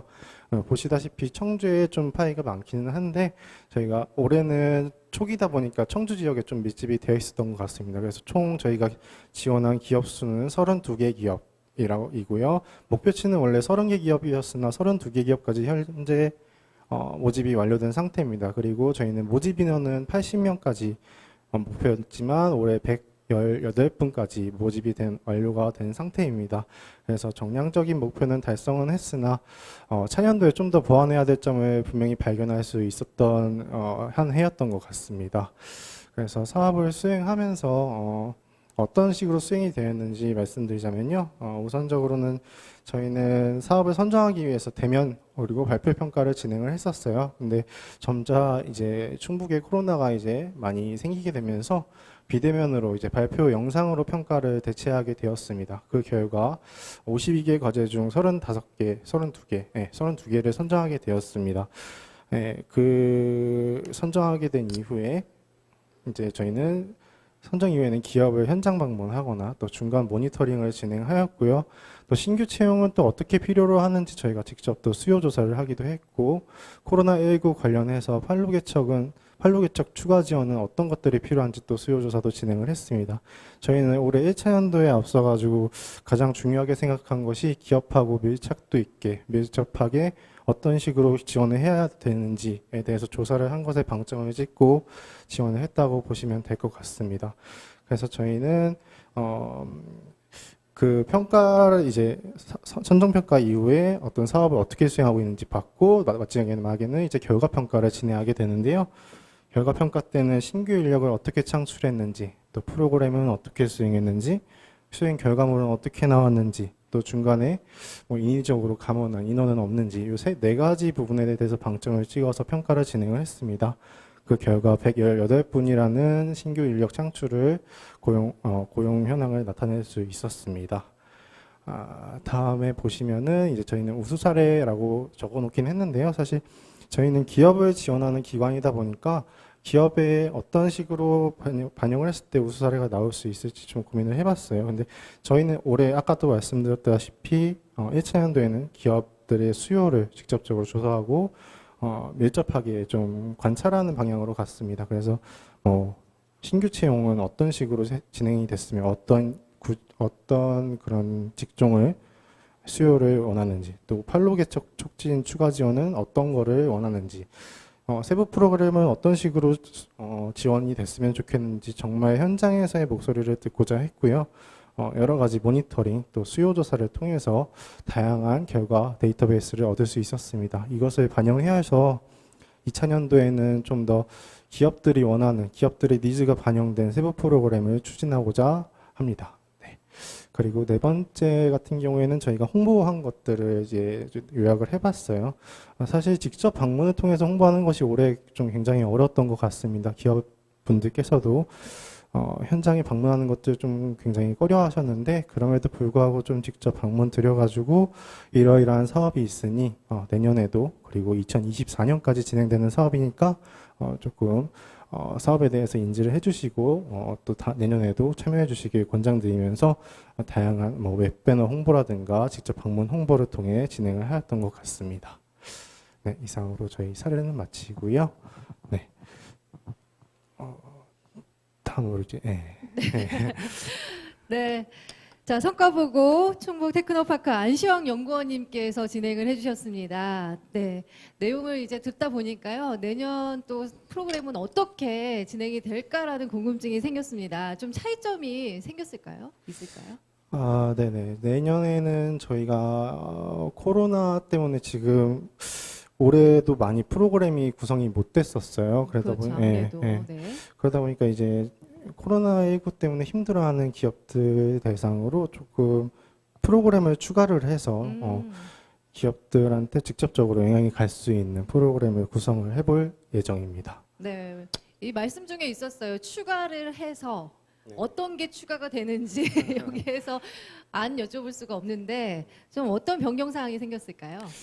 네, 저희가 올해 수요 조사한 것들이 있습니다. 근데 네. 수요 조사에서는 기업분들께서 좀 많은 좀 집중되게 요청을 하신 사항들이 있었어요. 뭐 예를 들자면은 해외 수출하는데 수출 물류비가 굉장히 많이 든다.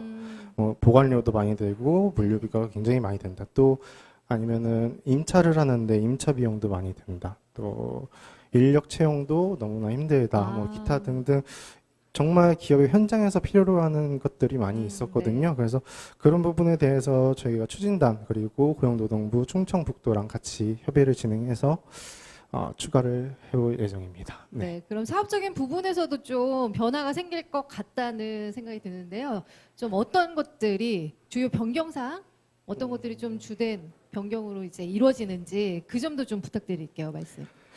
네, 사실 저희 충북 테크노파크가 이번에 고용안전 선제 대응 패키지에서 1차 연도는 조금 차이점이 있었습니다. 다른 기관에 비해서 조금의 지원금이 낮다라는 단점이 조금 있었어요. 사실. 네, 근데 그 부분에 대해서 저희도 충분히 인지를 하고 있었고 기업분들의 의견도 반영을 해서 내년에는 한 번 채용 시 올해 같이 1,000만 원이 아니고 한 분 채용 시 최대 2,000만 원까지 저희가 지원금을 상향해서 지원할 수 있도록 처리를 할 거고요. 그리고 뭐 최대치는 변경되진 않겠지만 어쨌든 최대 4,000만 원까지라고 생각해 주시면 될 것 같습니다. 네, 그러면 뭐 지원해드릴 수 있는 폭이 더 넓어지는 거겠네요. 네, 맞습니다. 네, 그럼 간단하게 빠르게 여쭤볼게요. 올해 가장 보람됐던 순간과 힘드셨던 점. 올해 가장 보람됐던 순간은 저희가 홍보를 처음부터 시작을 해서 마지막까지 계속 진행을 했었어요. 그러면 처음에는 너무 홍보가 미진하다 보니까 사업에 대해서 잘 모르시더라고요. 근데 마지막에 와서 점차 사업에 대해서 많이 지원도 해주시고 문의를 주시는 점을 보고 좀 개인적인 보람이 있었고요. 아쉬웠던 점은 아무래도 아까 다른 기관에서도 말씀하셨다시피 코로나 때문에 많이 힘들었습니다. 기업분들께서도 수출하는데 힘들었고 인력 채용하는데 힘들었고 그런 게 저희한테까지 와가지고 저희도 지원하는데 힘든 상황이 반영이 되었습니다. 네, 말씀 감사합니다. 끝으로 한 말씀만 더 여쭙고 인사드릴게요. 사업 신청 기간 그리고 사업 수행 기간에 대해서 좀 안내를 부탁드리겠습니다. 네, 저희도 뭐 확답을 드릴 수는 없겠지만 내년에는 저희가 2월 혹은 3월 중으로 공고가 나갈 수 있을 것이라고 생각을 합니다. 그래서 사업 수행 기간은 3월에서 한 10월까지 최대 8개월, 8개월에서 9개월 정도라고 생각하시면 될 것 같고요. 올해보다는 최대 2배 정도의 사업 기간이 늘어난다고 생각하시면 될 것 같습니다. 그리고 이러한 내용은 3월에 저희 테크노파크 홈페이지 사업 공고를 통해서 확인하실 수 있을 것 같습니다. 네. 지금까지 연구원님과 함께 했는데 여기서 인사드리고 네. 네. 저희는 다음 보고를 또 여러분과 함께 해야 되기 때문에 이 시점에서 인사드리겠습니다. 인사 간단하게 빨리 좀 부탁드리겠습니다. 네, 저희 사업은 기업 지원 사업이라고 생각하시면 될 것 같고요. 네. 기업 지원은 저희뿐만이 아니고 충북과학기술혁신원에서도 진행을 하고 있으니까 산업군 확인해 보시고 내년도에 지원을 해주시면 될 것 같습니다. 이상으로 충북테크노파크 안시영 연구원이었습니다. 네, 고맙습니다. 자, 여러분 영상 보시고 다음 보고 계속 이어가도록 하겠습니다.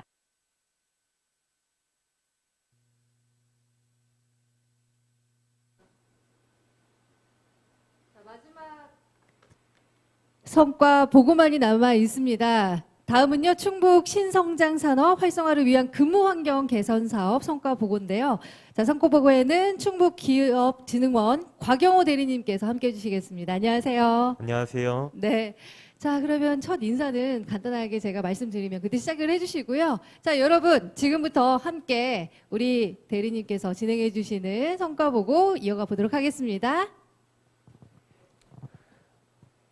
네, 안녕하세요. 충북 신성장 산업 활성화를 위한 근무 환경 개선 사업을 담당하고 있는 충북기업진흥원 곽용호라고 합니다. 오늘 본 사업 성과와 관련돼서 우수 사례를 포함하여 간략하게 보고 드릴 예정인데요. 그와 관련돼서 간단하게 사업 설명 먼저 드리도록 하겠습니다.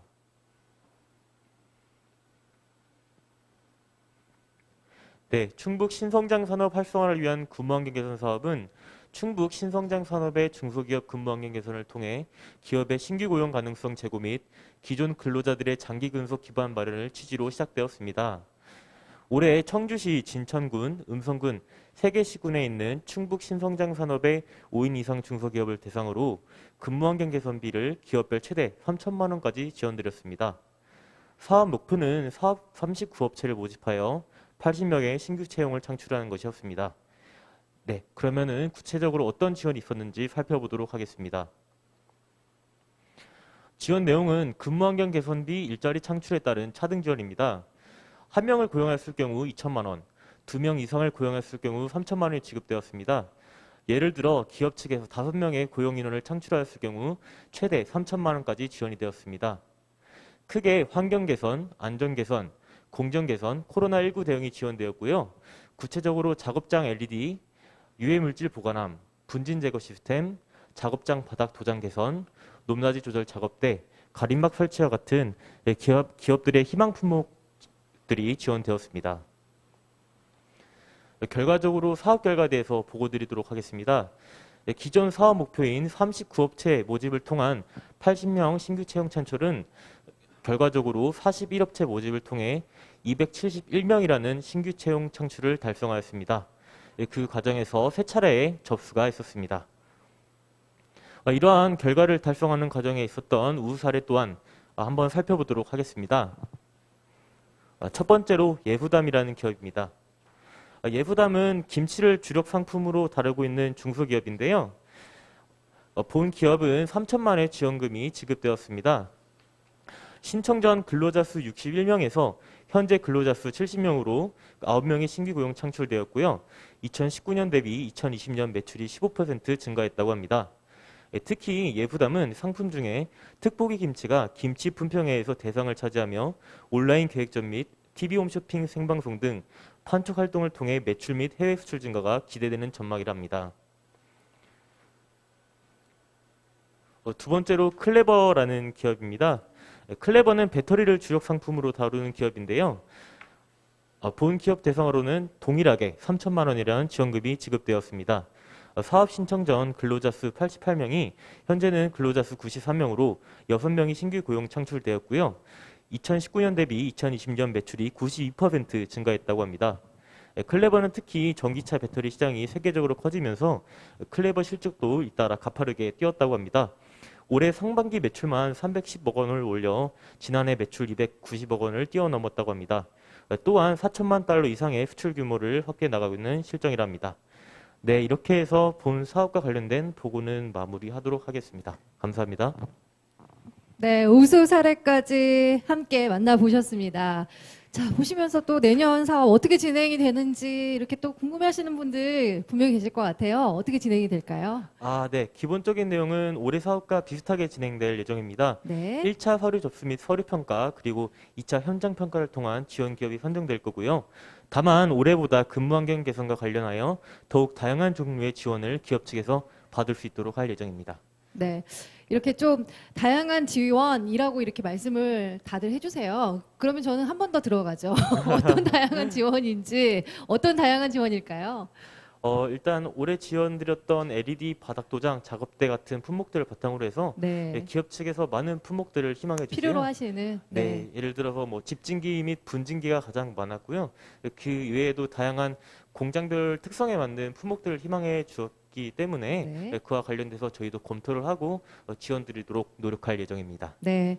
자, 들으시는 분들 반가워하실 것 같다는 소식입니다. 자, 다음은 수혜 기업도 올해 분명히 계셨을 텐데요. 네네. 다시 한번 참여가 가능할까요? 아쉽게도 중복 네. 참여는 불가능합니다. 하지만 저희가 예산이 확대됨에 따라 업체 모집을 확대할 예정으로요. 기업분들의 많은 참여 부탁드리겠습니다. 네. 또 기다려 보시면 그러면 좋은 소식도 들으실 수 있겠네요. 네. 네.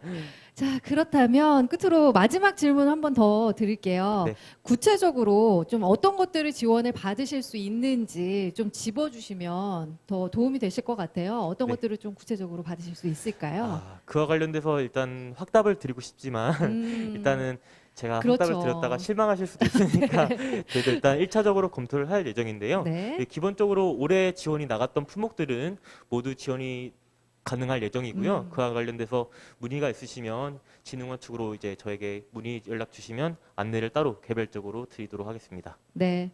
하시면 또 바로 현장의 그런 모습들을 직접 보셨을 것 같아요. 그래서 끝으로 좀 한 말씀 강력하게 네, 말씀해 주시면서 인사해 주시면 감사하겠습니다. 네. 아무래도 코로나 사태로 많이 공장 가동에 있어서 어려움을 겪고 있는 사정을 가지시고 계세요. 그래서 저희 근무 환경 개선 사업을 통해 기업 측에서 필요로 하시는 부분들을 지원해 드릴 예정이니까요. 많은 사업 참여 부탁드리겠습니다. 이상 감사드립니다. 네. 들으시면서 또 희망이 생기셨을 것 같고요. 또 힘을 얻으셨을 것 같다는 마음이 듭니다. 자, 이상으로 여러분 지금까지 충북기업 진흥원 곽영호 대리님과 함께 하셨고요. 다시 한번 영상을 통해서 여러분 화면 먼저 만나보시고 그 다음 계속해서 이어가 보도록 하겠습니다. 영상 보시죠.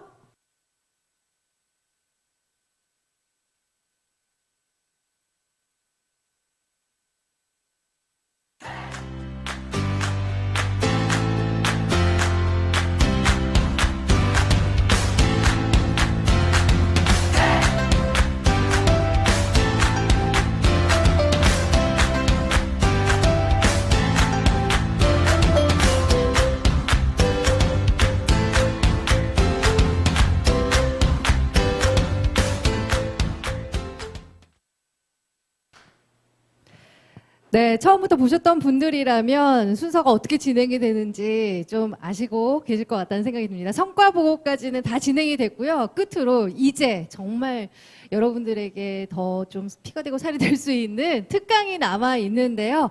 자, 오늘 특강은 한국소방안전원 김승일 사무국장님께서 진행을 해주시겠습니다. 안녕하세요. 네, 안녕하세요. 반갑습니다. 네, 보시는 분들 지금 기대도 많이 하실 것 같고요. 궁금해하실 것 같은데 어떤 주제로 이루어질까요? 네, 오늘 준비한 주제는 그 기업체에서 이제 지켜야 할 산업안전, 특히 이제 소방 안전에 대한 그 주제로 준비를 해봤습니다. 네, 자 여러분 준비되셨죠? 눈과 귀 모두 집중을 해주시고요. 그럼 지금부터 특강 시작하도록 하겠습니다. 예, 제가 이제 준비한 주제는 소방 안전 의식의 향상이라는 주제로 이제 준비를 해봤는데 우리 여러분들은 평상시에 얼만큼 소방 안전에 대해서 관심이 있으신지 모르겠어요. 부제를 보면 all or nothing이라는 표현을 했는데요. 이건 이제 100% 아니면 0%라는 얘기죠. 이거는 사실 이런 건물에도 보면은 소방 설비가 잘 설치가 되어 있습니다. 그런데 이렇게 소방 설비가 잘 설치가 되어 있다는 것만으로 안전이 100% 확보가 된다는 건 아니죠. 그래서 이렇게 이제 사용하는 사람들의 의식 수준이 그거만큼 쫓아와야지 비로소 이제 100%다라고 이제 말을 할 수가 있는 겁니다. 그래서 오늘은 이 소방 안전의 의식이 얼만큼 준비되어 있는가를 제가 짚어드리려고 이런 내용을 준비를 했습니다. 목차를 한번 보시면요, 첫 번째는 화재, 우리 집에도 이런 내용인데, 물론 이제 우리 집에도 불이 날 수가 있거든요. 그래서 만약에 우리 집에서 불이 났을 때 어떤 대비를 해야 되는지에 대한 내용을 담아봤고요. 그 다음에 직장에서 불이 났을 땐 또 어떻게 대응할 것인가, 이런 부분과 그 다음에 이제 마지막으로 알아두면 쓸모 있는 소방 상식 몇 가지를 이제 말씀드리면서 마무리를 짓도록 하겠습니다. 우리 집에서 불이 안 난다라고 이제 확정적으로 말씀을 하시는 분들도 계신데, 이거는 나중에 왜 우리 집에서 불이 날 수 있는지에 대해서 설명을 드리도록 하고요. 이제 참고적으로 제가 동영상을 하나 준비를 했으니까 보면서 말씀을 좀 드리겠습니다.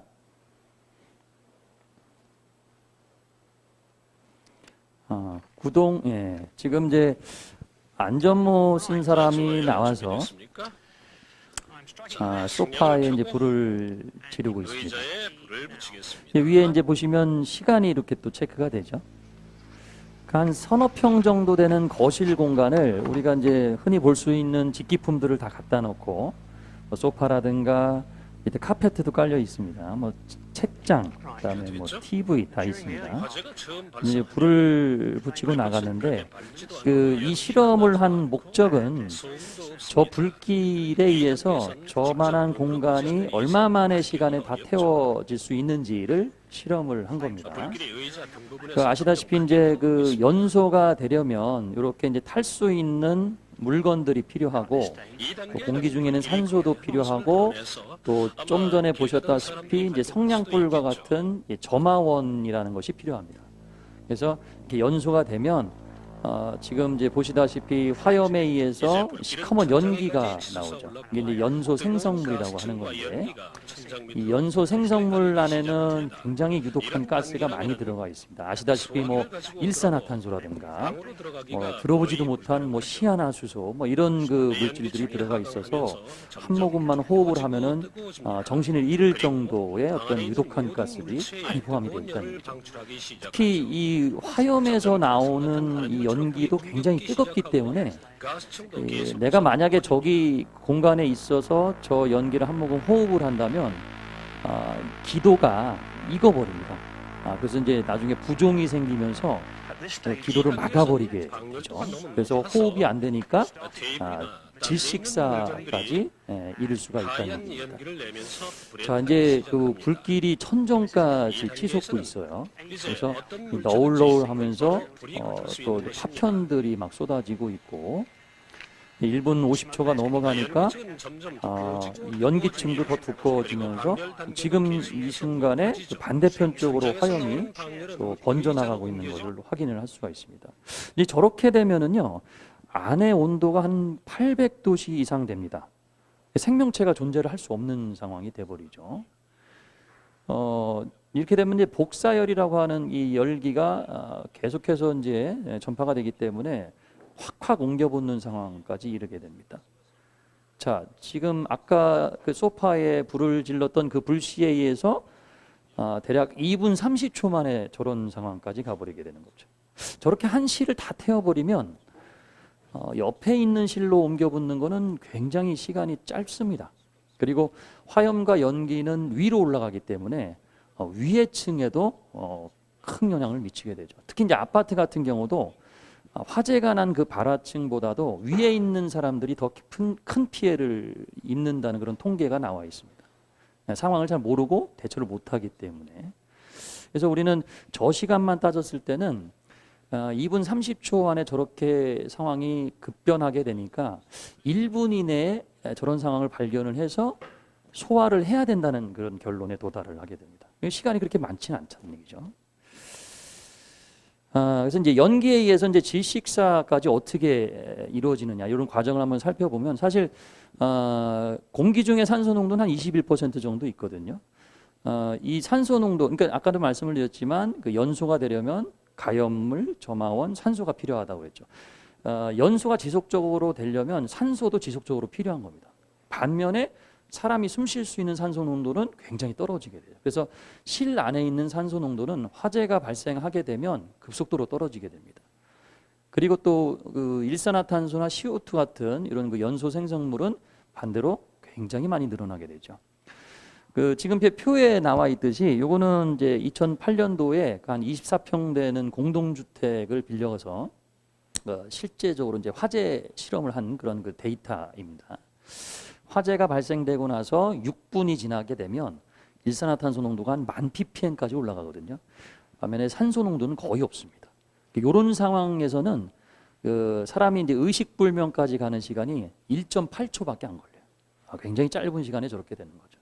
굉장히 무서운 상황으로 변하게 되는 겁니다.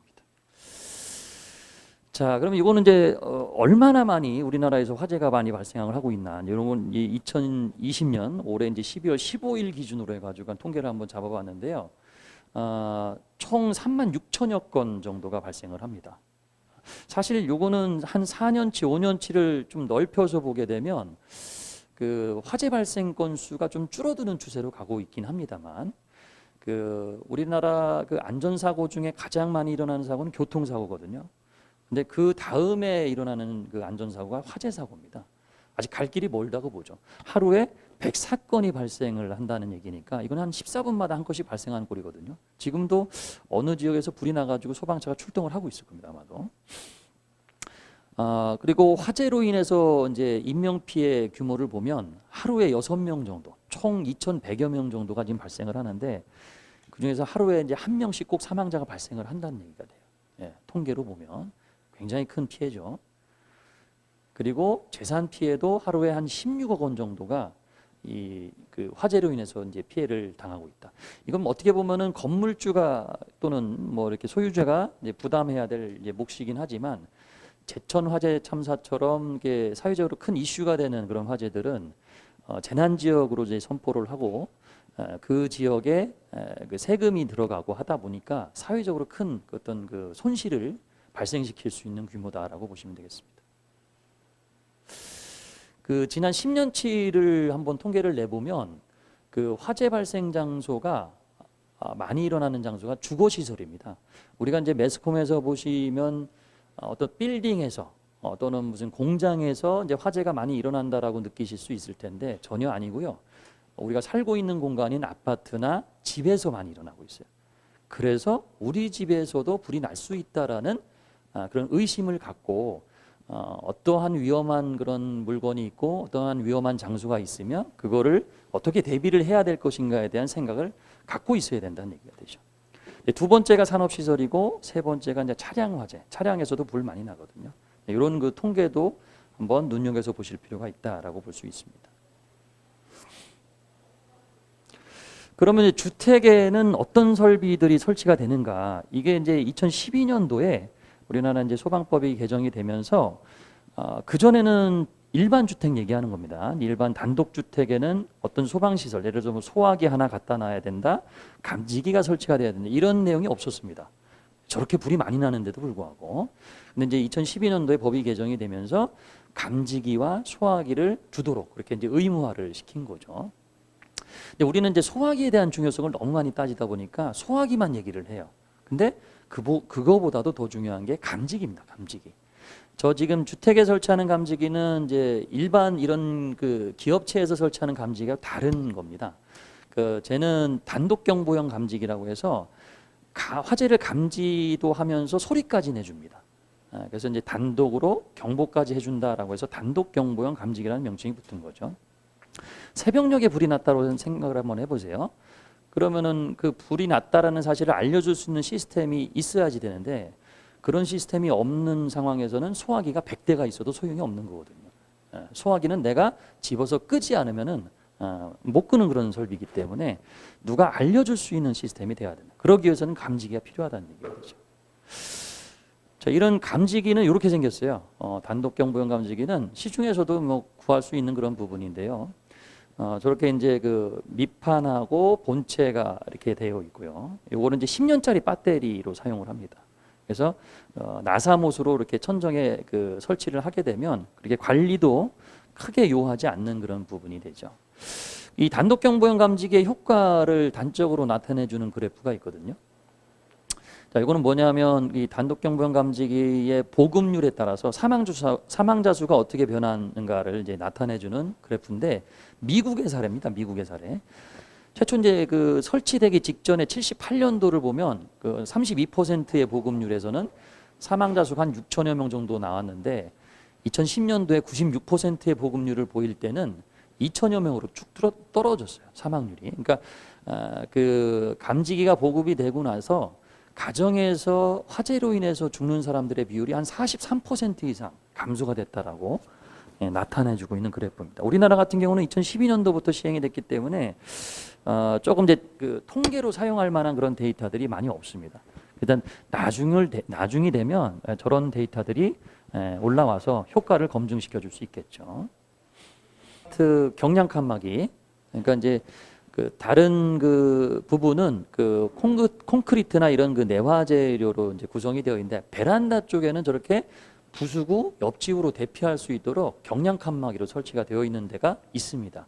그래서 한번 그 경량 칸막이 있는지 없는지를 확인하기 위해서는 아파트 베란다 쪽으로 가셔가지고 똑똑 두드려 보세요. 그러면 합판 소리가 나거나 그러면은 부술 수 있는 그런 구조로 되어 있는 겁니다.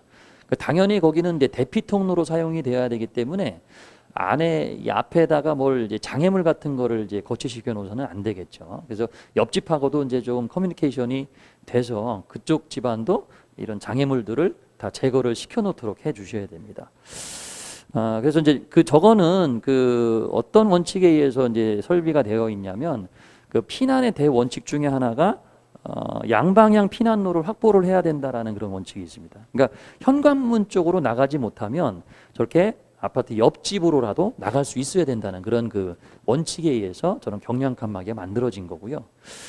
또 하나 이제 요새는 그 베란다를 다 확장을 해서 쓰기 때문에 저런 거 구조가 없는 경우가 많죠. 그래서 그 옆집으로 대피할 수 있는 공간이 없어져 버리니까 대안으로 대피 공간이라는 걸 만들어 놓습니다. 요새 나오는 아파트는 다 저렇게 나오죠. 대피 공간을 열어보시면은 저런 그 공간이 나오고 한 4인 가족 정도가 들어가서 대피를 할 수 있는 그런 공간이 나오는데 저기 이제 완강기라고 하는 그런 피난 기구도 나옵니다. 그 완강기를 타고 내려가거나 아니면 구조 요청을 창문을 통해서 이제 해주셔야 되는데 빈 공간이다 보니까 저걸 창고로 이용하고 싶은 마음이 굴뚝 같을 거예요. 근데 가보면은 대부분 저렇게 창고로 이용을 합니다. 그렇게 되면은 사람이 대피할 수 있는 공간이 모자르게 되죠. 그래서 만약에 저런 대피 공간이 있다면 다 비워놓으시는 게 원칙입니다. 나의 가족을 위해서.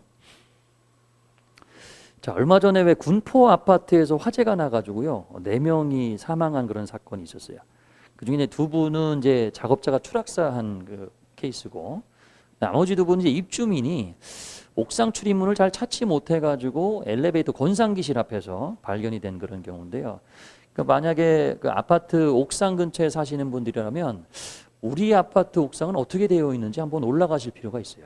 올라가서 구조도 한번 살펴보시고 특히 이제 이게 뭐냐면 그 자동 개폐 장치라는 그런 설비인데 아파트 옥상은 항상 잠궈 놓습니다. 대부분 잠궈 놓습니다. 왜냐하면 보안상의 이유로 그걸 열어놓게 되면 이제 그 어떤 사건 사고들이 많이 일어날 수 있으니까 항상 닫아놓게 되거든요. 그렇게 됐을 때 화재가 나게 되면은 그로 인해서 이제 피해를 입을 수 있으니까 화재 감지기하고 연동시켜서 자동으로 열리게끔 해줍니다. 저것은 이제 2016년도 이후에 이제 사업 승인을 받은 아파트만 저렇게 되어 있는 거고요. 그 전 아파트들은 의무적인 사항이 아니기 때문에 우리 아파트는 어떻게 되어 있는지 한번 관리사무소에 물어볼 필요는 있으세요. 그러니까 어떤 데는 열쇠를 가정마다 이제 보급을 해줘가지고 화재 시에 따고서 나오라는 그런 아파트들도 있고 관리사무소에 연락을 해야지만 열어주는 아파트들도 있습니다. 그러니까 우리 아파트의 경우에는 어떻게 되어 있는지 한번 확인을 필히 해주시는 게 좋을 것 같습니다. 자, 우리 이제 차 많이 타고 다니시는데요. 차 차량에도 소화기를 비치를 해야 돼요. 아까 보셨다시피 가장 많이 일어나는 그 장소 중에 세 번째가 차량 화재거든요. 근데 이제 문제는 차량용 소화기를 비치해야 될 그 대상이 법적으로는 7인승 이상만 해당이 됩니다. 이제 자동차 관련 규칙에 나오는 건데 이거를 또 우리 소방법에서 이제 좀 모든 차량에 비치를 하도록 이제 그 제도를 바꿀 그 예정이긴 한데 아직 통과는 안 됐겠지만 저게 이제 그 7인승 이상의 승용차나 승합차 같은 경우는 저렇게 자동차 겸용 소화기를 의무적으로 설치를 해서 나옵니다. 그래서 나오는데 원래 소화기라고 하는 거는 제가 말씀을 드렸지만 수동으로 작동을 시켜야 되는 거죠. 그래서 운전석에서 손을 뻗으면 닿을 수 있는 공간에 비치가 되어 있어야 됩니다. 그래서 통상적으로 비치되어 있는 그 위치가 운전석 밑부분에 비치가 되어서 나와요. 최근 5년간 차량 화재 중에 이제 7인승 미만의 승용차에서 43% 정도 발생을 했습니다. 이거는 뭐 어느 차량이든지 화재가 발생할 수 있다는 그런 반증이 될 수 있어요. 그 일반적으로 우리가 그 수동식 소화기를 보면은 3.3kg짜리를 쓰거든요. 조금 커요, 그게. 그래서 그런 것들을 트렁크에 넣어놓고 다니시는 분들이 계신데 물론 뭐 좋습니다만은 그 뒷차가 와서 트렁크를 받았을 때 화재가 나게 되면 그 소화기는 못 쓰는 상황이 되거든요. 그래서 항상 이렇게 이제 손이 닿을 수 있는 공간에 비치가 돼야 된다는 부분. 조금 아쉽다라고 하면은 이런 휴대용 소화기도 권장드릴 만할 것 같습니다. 이건 이제 동영상이 구동이 되나요? 클릭을 좀 해주셔야 될 것 같은데. 네. 그 휴대용 소화기라고 하는 건 저 작업자가 옆에 이제 그 차고 있죠. 스프레이형이라고 보시면 돼요. 그러니까 모기약 뿌리듯이. 저렇게 이제 우레탄 용접 작업을 할 때 이제 불 많이 나는데 이렇게 갖고 다니면서 스프레이형으로 쭉 뿌려주시면은 이제 바로바로 진압이 되는 아주 간단한 휴대용 소화기죠. 뭐 이런 것뿐만 아니라 뭐 자동차에도 비치가 되어 있으면 소규모 화재 때는 저렇게 초기 소화가 가능하다라는 부분이고 또 이제 주방 쪽에서 이제 그 식용유 쓰시다가 불났을 때도 저렇게 간단하게 진압을 할 수 있는 아주 소화기구로서 유용하게 사용할 수 있는 그 기구다라고 볼 수 있습니다. 자 그러면은 다시 이제 그 돌아와서 이제 집에서는 이렇게 대비를 할 수가 있는데 직장에서는 그럼 어떻게 대응을 할 것인가? 네, 이런 부분을 한번 살펴보도록 하죠. 원래 이제 직장에서 특히 이제 이런 건물들 일정 규모 이상의 건물들에는 그 소방 설비가 설치가 되게끔 되어 있습니다. 그 이제 경보 설비 크게 나누면 경보 설비가 있고 소화 설비가 있고 피난 설비라는 게 있습니다. 경보 설비는 대표적으로 우리 천정을 보시면은 이제 화재 감지기가 있을 겁니다. 그게 이제 화재를 감지를 해서 벨소리를 통해서 사람들한테 화재가 났다라고 알려줄 때 쓰는 설비죠. 자동 화재 탐지 설비라고도 하는데 가장 기본적인 설비이기도 하고 그 다음에 그 옆에 보이시는 빨간색으로 되어 있는 게 그 소리를 못 들으시는 분들도 계시기 때문에 이분들을 대상으로 해서 이제 시각 경보기라는 거를 설치를 해드리도록 그렇게 되어 있습니다. 그래서 저 불빛이 반짝반짝 빛나게 되면 지금 화재가 났구나라고 이제 인지를 하고 대피를 하시라는 얘기죠. 그 밖에 이제 뭐 비상 방송 설비도 있고 뭐 누전 경보기 뭐 이런 그 경보 설비들이 있습니다. 그다음에 이제 소화 설비로는 뭐 말씀을 드렸지만 소화기, 그러니까 이제 아주 기본적인 기초적인 그 소화 기구고요. 옥내 소화전도 있고 그다음에 자동으로 불을 꺼줄 수 있는 스프링클러 설비도 있습니다. 이런 것들이 있고 그다음에 이제 피난 설비로는 두 가지로 나눌 수 있는데요. 소방법에서 근거하고 있는 이 피난 설비가 있고 그다음에 건축법에서 근거하고 있는 이제 그 계단이나 복도, 출입구. 그 예를 들어서 불이 난다라고 했을 때 빠져나간 루트를 한번 생각을 해보시면 쉬울 것 같아요. 출입구를 열고 복도를 통해서 계단을 통해서 빠져나가고 다시 이제 1층에 있는 로비나 복도를 통해서 출입구를 통해서 바깥으로 빠져나오겠죠. 옥상하고 가까우면 아까 말씀드린 것처럼 옥상 광장으로 나갈 수도 있고 이런 루트가 우리는 피난 시설이라고 합니다. 그래서 그런 피난 시설은 한꺼번에 많은 사람들이 빠져나오는 그런 그 길목이기 때문에 여기에 대한 관리가 철저하게 이루어져야 돼요. 그러니까 예를 들어서 뭐 계단 쪽에 이만한 장롱을 갖다 놔가지고 그 장애물 때문에 못 가는 상황이 벌어진다라고 하면은 옆에 있는 저런 완강기나 구조대, 뭐 피난 사다리 이런 걸 통해서 한 명씩 한 명씩 내려올 수 있도록 설치가 되는 것이 이제 피난 설비라고 볼 수가 있겠습니다. 자, 그러면 화재 경보가 울렸을 때 대응 순서를 한번 보면요. 일단 이제 화재 경보가 울리면 어느 위치에서 불이 났는지를 확인을 해봐야 돼요. 현장을 한번 가봐야 된다는 얘기죠. 현장을 한번 가서 정말로 불이 났다라고 하면은 소화기로 들고 끄거나 또는 옥내 소화전을 들고 끄거나 그렇게 하든지 아니면 대피를 하든가 그렇게 이제 대응을 해야 되겠죠. 그런데 이제 우리가 이제 여기서 이제 간과해 할 수 있는 부분이 뭐냐면 여기 이제 화재가 나고 나서 그러니까 이제 경보가 울리고 나서 현장에 가봐야 되는데 이 현장에 가보지 않고 그냥 아무런 반응을 보이지 않는 경우가 많이 있습니다. 이거는 제가 실제로 겪었던 일이에요. 그러니까 제가 모처에서 교육을 하고 있는데 쉬는 시간에 벨이 울렸거든요. 비상벨이 울려가지고 무슨 일인지 나가서 확인을 해봤어요. 근데 불이 난 것 같지는 않더라고요. 근데 나중에 알고 보니까 누가 발신기라고 하는 이제 소방 설비를 누가 장난으로 누른 것 같더라고요. 네, 그런 경우들도 종종 있거든요. 네, 그랬을 때 이제 벨이 이제 건물 전체에 이제 울렸는데 그 벨이 울리면 마땅히 나와서 무슨 일인지 확인을 해야 되는데 거기 계신 분들 중에 확인하셨던 분이 한 분도 안 계셨습니다. 저희들 직원들만 왔다 갔다 하면서 확인하는 작업만 했을 뿐이죠. 만약에 그 상황이 장난으로 그렇게 한 상황이 아니라 화재가 나서 정말로 벨이 울렸다면은 뒷일은 생각하기도 싫습니다, 진짜. 그러니까 이 반응하는 시간이 늦어지면 늦어질수록 소화할 수 있는 시간이나 피난할 수 있는 시간이 점점 없어진다는 얘기죠. 이게 굉장히 중요한 겁니다. 그러니까 화재 경보벨이 울리면 그 신호를 무시하지 말고 항상 무슨 일인지 나와서 확인해봐라. 이런 교육을 시켜줘야 된다고 항상 강조를 하고 있습니다. 저희가 이 부분이 굉장히 중요한 겁니다. 그러니까 스타트는 여기서부터 시작되는 거죠. 자, 이건 이제 설문조사를 통해서 어떤 인지 수단이 가장 효과적인가를 한번 봤더니, 자 보십시오. 영국 사람이든 미국 사람이든 내 눈으로 직접 연기를 봐야지 이건 화재다라고 인지하는 사람이 많다는 거예요. 두 번째가 불이야! 라고 이렇게 소리치고 다니는 상황을 겪었을 때 정말 우리 건물에 불이 났구나 라고 인지하는 사람들이 많다는 얘기입니다. 근데 반면에 경보기를 보세요. 경보기.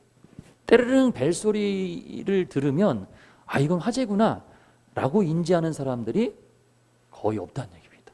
이건 굉장히 문제가 됩니다. 이거는 사회적인 약속이거든요. 비상벨이 울리면 화재다라고 인지하고 대응을 해야 되는데 그런 사람이 별로 없다는 얘기예요. 저거는 영국 사람이든 미국 사람이든 또는 뭐 일본 사람이든 우리나라 사람 마찬가지일 겁니다. 이 경보기에 패턴을 달리한다거나 이제 음향을 다른 음악 소리로 한다거나 이 소리를 바꿔서 될 일은 아니라는 얘기죠. 그러니까 이거는 교육의 문제고 인식의 문제라고 볼 수 있어요. 그러니까 저는 항상 소방 안전관리자분들한테 그렇게 말씀을 드리죠. 그러니까 우리 소방 안전관리자가 제일 처음에 해야 될 일은 직장 동료분들한테 벨소리가 들리면 무슨 일인지 나와서 확인해 보세요라는 교육을 먼저 시키라고 합니다. 네, 그래야지만 다음 단계로 넘어갈 수가 있기 때문에 그렇습니다. 그것이 출발점이기 때문에 그렇죠. 그래서 우리는 경보기가 울렸을 때 그 신호를 무시하지 않는 것, 네, 그게 굉장히 중요하다라고 볼 수 있습니다. 자, 이거는 이제 불나면 대피 먼저라는 그런 타이틀인데요. 얼마 전에 이제 소방청에서 우리 여러분들은 어떻게 생각하실지 모르겠어요. 불이 나면은 뭐부터 먼저 하시겠습니까? 라고 물어보면 어떤 분들은 119에 신고 전화 먼저 해야죠. 또는 어떤 분들은 소화기로 먼저 꺼야 되는 거 아닙니까? 근데 이렇게 이제 각양각색으로 대답을 하세요. 그래서 기준을 정해주기 위해서 일단 불 나면 피해라 라는 캠페인을 벌이고 있어요. 불나면 그래서 대피 먼저 하고 그 다음에 나중에 이제 119에 신고 전화를 해라. 네, 이런 식으로 어떤 기준을 정해준 거죠, 나라에서.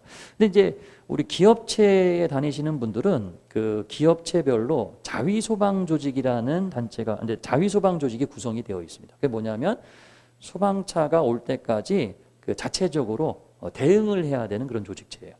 그리고 직장 동료분들이 구성원이 되는 거죠.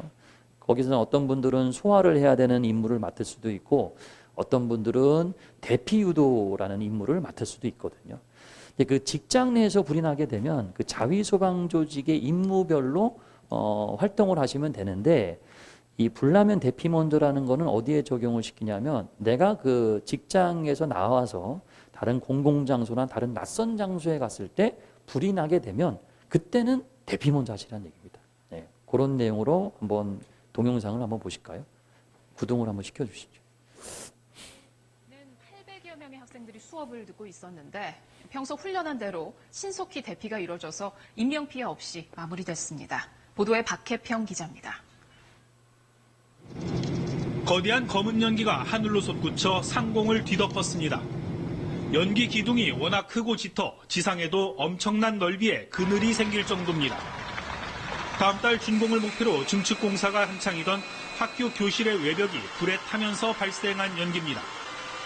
불이 난 시각은 오늘 오전 9시 30분쯤 건물 외벽을 둘러싼 단열재에 불이 붙으면서 순식간에 4층 건물이 화염에 휩싸였습니다. 당시 화재 현장에서 불과 10여 미터 떨어진 학교 본관에는 40여 개 반 820여 명의 학생이 수업 중이었습니다. 비상벨 안 울리고 저희가 막 저쪽에 뭐 마이크 같은 거 그거 갑자기 막 말해가지고 나오라고 하셔서 이렇게 애들 전체 다 나오고. 불이 났다는 안내방송에 각 교실에 있던 교사들이 학생들을 바로 밖으로 대피시켰고 학교 앞 아파트에서도 독서실 등을 제공하며 학생과 교사들의 안전한 대피를 도왔습니다. 평상시 익혔던 재난대피 훈련이 큰 도움이 됐습니다. 불이 났다고 방송 한 명을 하고 실장님은 막 뛰어다니면서 막 대피하라 하고 막 이러면서 막 가게 이제 그 평소에 연습했던 그 계단으로 다 내려와서 아파트 뒤로 다 이동했죠, 다 같이. 천안 차암초등학교는 일정을 앞당겨 겨울방학에 들어갔습니다. 자, 그래서 이제 이렇게 대피 훈련이 이제 잘 되어 있기 때문에 정말로 화재가 났을 때 인명피해 하나 없이 다 대피를 잘 했다라는 그런 내용입니다. 그래서 그 불나면 대피 먼저의 방법은 그렇게 할 수 있다면 문을 닫으면서 나와라. 그렇게 할 수 있다면. 왜냐하면 저 문을 닫음으로써 연기 확산을 차단시킬 수 있거든요. 어느 정도는요. 그리고 대피 후에는 집결지로 집결을 해야 됩니다. 그래서 인원 파악을 다 한 다음에 동시에 이제 119에 화재 신고를 하는 걸로 그렇게 이제 기준을 잡으시면 될 것 같습니다. 피난 계획의 원칙인데요. 이제 이거는 이론적인 부분이긴 한데 여기서는 다 아시다시피 승강기는 사용하지 말라고 되어 있죠. 근데 이거는 고층 건물, 특히 이제 30층 이상의 고층 건물은 피난용 승강기가 별도로 있거든요. 그 피난용 승강기는 이용하셔도 되는 겁니다. 고층 아파트나 고층 건물에서는. 그다음에 좀 전에 말씀드린 두 방향 이상의 피난로를 확보한다든가 피난기구는 최후의 사용. 예를 들어서 이거는 그 주변에 흔히 볼 수 있는 피난기구는 완강기인데 그 완강기를 먼저 사용하려고 하지는 말고 계단이나 복도나 옥상 광장을 통해서 먼저 대피한 다음에 그런 과정에서 장애물로 인해서 못 나가는 상황에서 차선책으로 피난기구를 선택을 해서 내려오라. 이런 얘기가 되겠습니다. 계단 쪽에 이렇게 장애물 같은 거 방치를 하면은 평상시에 왔다 갔다 사용하는 데는 별 이상이 없다라고 생각을 하시겠지만 우리는 화재실을 생각을 해야 되거든요. 여기 안에 연기가 꽉 차 있다고 생각을 해보세요. 아무것도 안 보입니다. 조금만 걸림돌도 굉장히 크게 다가오죠. 2차 사고로 이어질 수도 있고. 그래서 아까 말씀드렸다시피 저런 계단 쪽이나 복도 쪽에 장애물이 방치가 되어 있으면 이런 피난 설비를 이용해서 한 명씩 내려오라고 하는 거죠. 완강기가 있고 그다음에 피난 사다리, 구조대, 저기 보이는 미끄럼대, 승강식 피난기 이런 것들이 있는데 우리가 흔히 볼 수 있는 거는 완강기다. 완강기.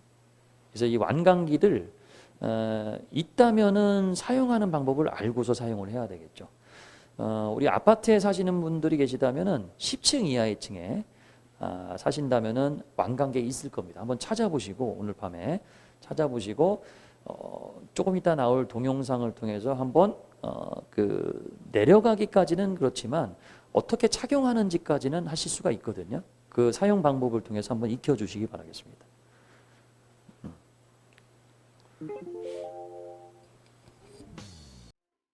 자, 저기 이제 아파트에 사신 분들은 저렇게 릴을 던지고 하는 것까지는 못 하시겠지만 끄집어내서 걸고 그다음에 벨트를 내 몸에 맞게 착용하고 하는 것까지는 가능하실 거예요. 그래서 줄을 한번 좀 당겨 보시고 그런 거 정도는 연습이 필요한 부분일 것 같아요.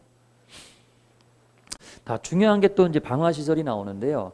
방화 시설이라고 하는 거는 대표적으로 방화문, 그다음에 방화 셔터가 있습니다. 그 방화문이라고 하는 거는 항상 닫혀져 있어야 돼요. 왜냐하면 화염이나 연기를 막아줘야 되기 때문에. 이렇게 이제 방화문이 열린 상태에서 저렇게 고인목으로 고여놓은 상태라면은 실내에서 불이 났을 때 연기가 다 어디로 가겠습니까? 계단 쪽으로 향하겠죠. 아까도 말씀을 드렸지만 계단은 우리가 피난할 때 주요 루트로 사용되는 그런 그 이동 경로이기 때문에 저 계단이 연기로 오염이 된다면 내려오지 못합니다. 인명 피해가 커질 수밖에 없는 거죠. 그래서 요새는 저 방화문에 그 말발굽이라고 하죠. 도어 스토퍼 이런 것들이 안 달려져 나옵니다. 다는 것 자체가 위법한 행위이기 때문에 그래요. 저것도 위법한 행위입니다. 저게 현장에서 적발이 되면 과태료 처분 대상이 되죠. 그래서 항상 저런 일이 벌어지면 안 되겠지만 저런 상황을 보게 되면 지나치지 마시고 저 고인목 제거하고 문을 닫아 놓을 수 있도록 그렇게 이제 그 습관을 좀 들여놓아야 될 것 같아요. 그 다음에 우리 이제 대형 마트 같은 데 보시면은 방화 셔터를 보실 수가 있는데요. 이 방화 셔터의 개념도 방화문이랑 똑같습니다. 화재가 요 구역에서 넘어가지 다른 곳으로 넘어가지 못하도록 방화 구역을 이제 설정을 해주는 거죠. 그래서 방화문을 만들 수 없는 큰 공간에는 셔터를 만들어서 방화 구역을 설정을 합니다. 근데 이제 방화 셔터가 내려오는 저 자리 밑에 저런 장애물들이 있으면은 내려오다가 셔터가 찌그러지겠죠. 제대로 문이 안 닫혀지니까 제대로 방화 구역이 설정이 안 될 수밖에 없는 겁니다. 그래서 그 밑바닥에는 방화 셔터 내려오는 곳이라고 표시를 해줬기 때문에 그 선, 그 라인에는 저런 장애물들이 거치가 돼서는 안 되는 부분이죠. 이거는 이제 어떤 여러 조건 하에서 이동 속도인데 방화문의 중요성을 다시 한번 강조를 하는 겁니다. 보시다시피 표준 발걸음에서는 보행 속도가 1.33m/s인데 연기가 꽉 차 있는 상태에서는 이게 속도가 굉장히 떨어집니다. 0.3m/s. 그러니까 시야 확보도 안 되고 호흡도 안 되다 보니까 속도가 굉장히 떨어질 수밖에 없는 거고 이건 뭘 말하냐면 피난의 시간이 굉장히 늦어질 수밖에 없다. 피난의 시간이 늦어진다면 생명하고도 직결이 되는 그런 부분이다라고 말씀을 드릴 수가 있습니다. 자, 이것도 이제 방화문은 아니지만 가정에서 이 방문을 닫고 자야 하는 이유를 설명해 주는 동영상을 한번 보시겠습니다.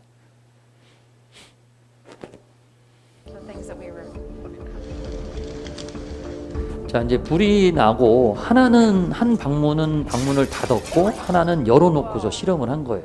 일부러. 그래서 이렇게 이제 플래시오브가 된 상태에서 이제 진압을 이제 시킵니다.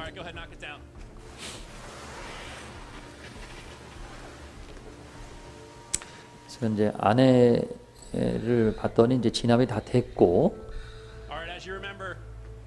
결과를 보려고 이제 열어보니까 극명한 차이를 볼 수 있죠. 방문을 닫아놓고 있는 데는 깨끗하죠. 그죠? 근데 방문을 열어놓고 있는 데는 시커멓습니다. 연기가 다 투입이 됐다는 얘기가 돼요. 그러니까 방화문은 아니지만 연기는 어느 정도는 막아줄 수 있다라는 결론이죠. 그래서 그 화재 위험에서 벗어나기 위해서라도 방문을 닫고 자는 습관을 들여야 되겠다는 생각이 하게 됩니다. 자, 이제 마지막으로 이제 알아두면 쓸모 있는 소방 상식 몇 가지를 좀 말씀을 드리면서 마무리를 짓도록 하겠습니다. 우리 아파트에 사시는 분들 주차장 근처에 이런 거 보실 수가 있을 것 같아요. 소방차 전용이라는 표시. 요거는 불이 났을 때 소방차가 대기하는 장소이기 때문에 언제 저런 상황이 벌어질지 모릅니다. 그래서 저렇게 소방차 전용 내에다가 자동차가 주차가 되어 있으면 저 차주는 소방기본법에 의해서 100만 원 이하 과태료 처분 대상이 될 수 있어요. 이건 그렇다고 해서 소방관들이 나가서 뭐 딱지 끊듯이 이렇게 적발하지 않습니다. 주민분들이 이제 안전신문고라는 앱을 통해서 다 신고를 하기 때문에 증거 사진이 명백하기 때문에 빼도 박도 못하는 거죠. 그러니까 저렇게 아무리 주차할 데가 없다라고 해서 저런 식으로 주차를 하면 안 된다라는 부분. 자, 이거는 이제 소방차의 진로를 방해하는, 그러니까 일부러 양보하지 않는다든가 끼어든다든가 가로막는 행위 다 포함이 되는 겁니다. 네, 그랬을 때는 이제 블랙박스에 다 찍히기 때문에 소방기본법에 의해서 100만 원 과태료가 나갈 수가 있습니다. 이거는.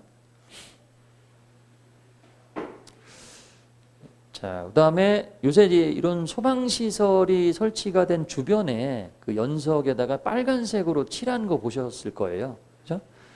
요거는 이제 소방법이 아니라 도로교통법에서 규제를 하고 있는 건데, 요 소화전이라고 이제 쓰여진 요 설비는 소방차가 이용하는 설비이기 때문에 주변에 아무것도 있어서는 안 되겠죠. 그래서 그 관련 그 차량에 의해서 방해를 받으면 안 되기 때문에 아예 이제 그 주차를 못하게 만들어 놓은 거죠. 그래서 도로교통법상에 여기다 주차를 하다가 적발이 되시면 다른 곳에 주정차하는 것에 2배의 과태료가 부과가 됩니다.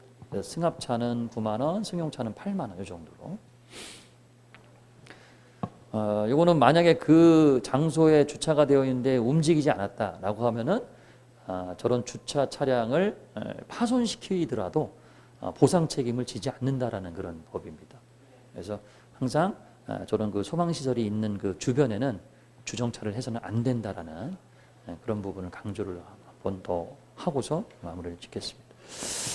자, 그 마지막으로 마무리를 짓는데요. 이것만은 좀 꼭 실천해 주시기 바랍니다. 안전은 머릿속에 들어있는 거를 그냥 그 썩혀두는 게 아니라 행동으로 나타내 줘야 되기 때문에 아까 말씀드렸던 뭐 단독경보용 감지기나 소화기 이런 데는 반드시 설치를 좀 해 주셔야 되고, 네, 우리 집에서 어떻게 대피를 해야 되는지 이런 거는 이제 가족분들하고 상의를 함으로써 그 자체가 교육이 될 수가 있는 거죠.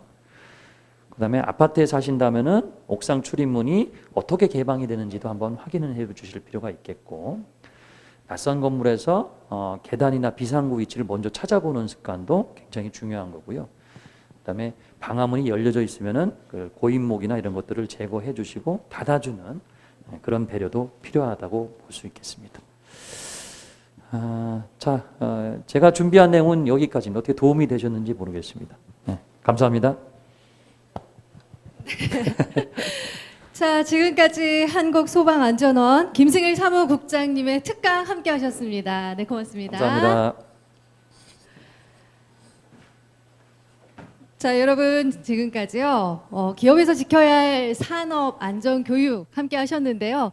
들으시면서 몰랐던 내용을 또 새롭게 알아가신 부분도 계셨을 테고요. 또 잊고 있었던 것들을 다시 한번 또 떠올릴 수 있는 그런 시간이 아니었나 싶습니다. 잘 활용해 보셨으면 좋겠고요. 자, 지금까지 여러분 성과 발표와 함께 또 특강까지 함께 하셨는데요. 내년에도 이런 고용안정 선제 대응 패키지 잘 활용을 하셔서 많은 도움 받으셨으면 좋겠고요. 또 희망을 품어보셨으면 좋겠습니다. 자, 이상으로 2020 충북 고용안정 선제 대응 패키지 사업추진단 성과 보고회를 모두 마치도록 하겠습니다. 지금까지 긴 시간 동안 함께 시청해 주신 분들 그리고 함께 해주신 분들 다시 한번 감사의 말씀 드리고요. 건강 잘 챙기시기 바랍니다. 저는 지금까지 윤아림이었습니다. 여러분 고맙습니다.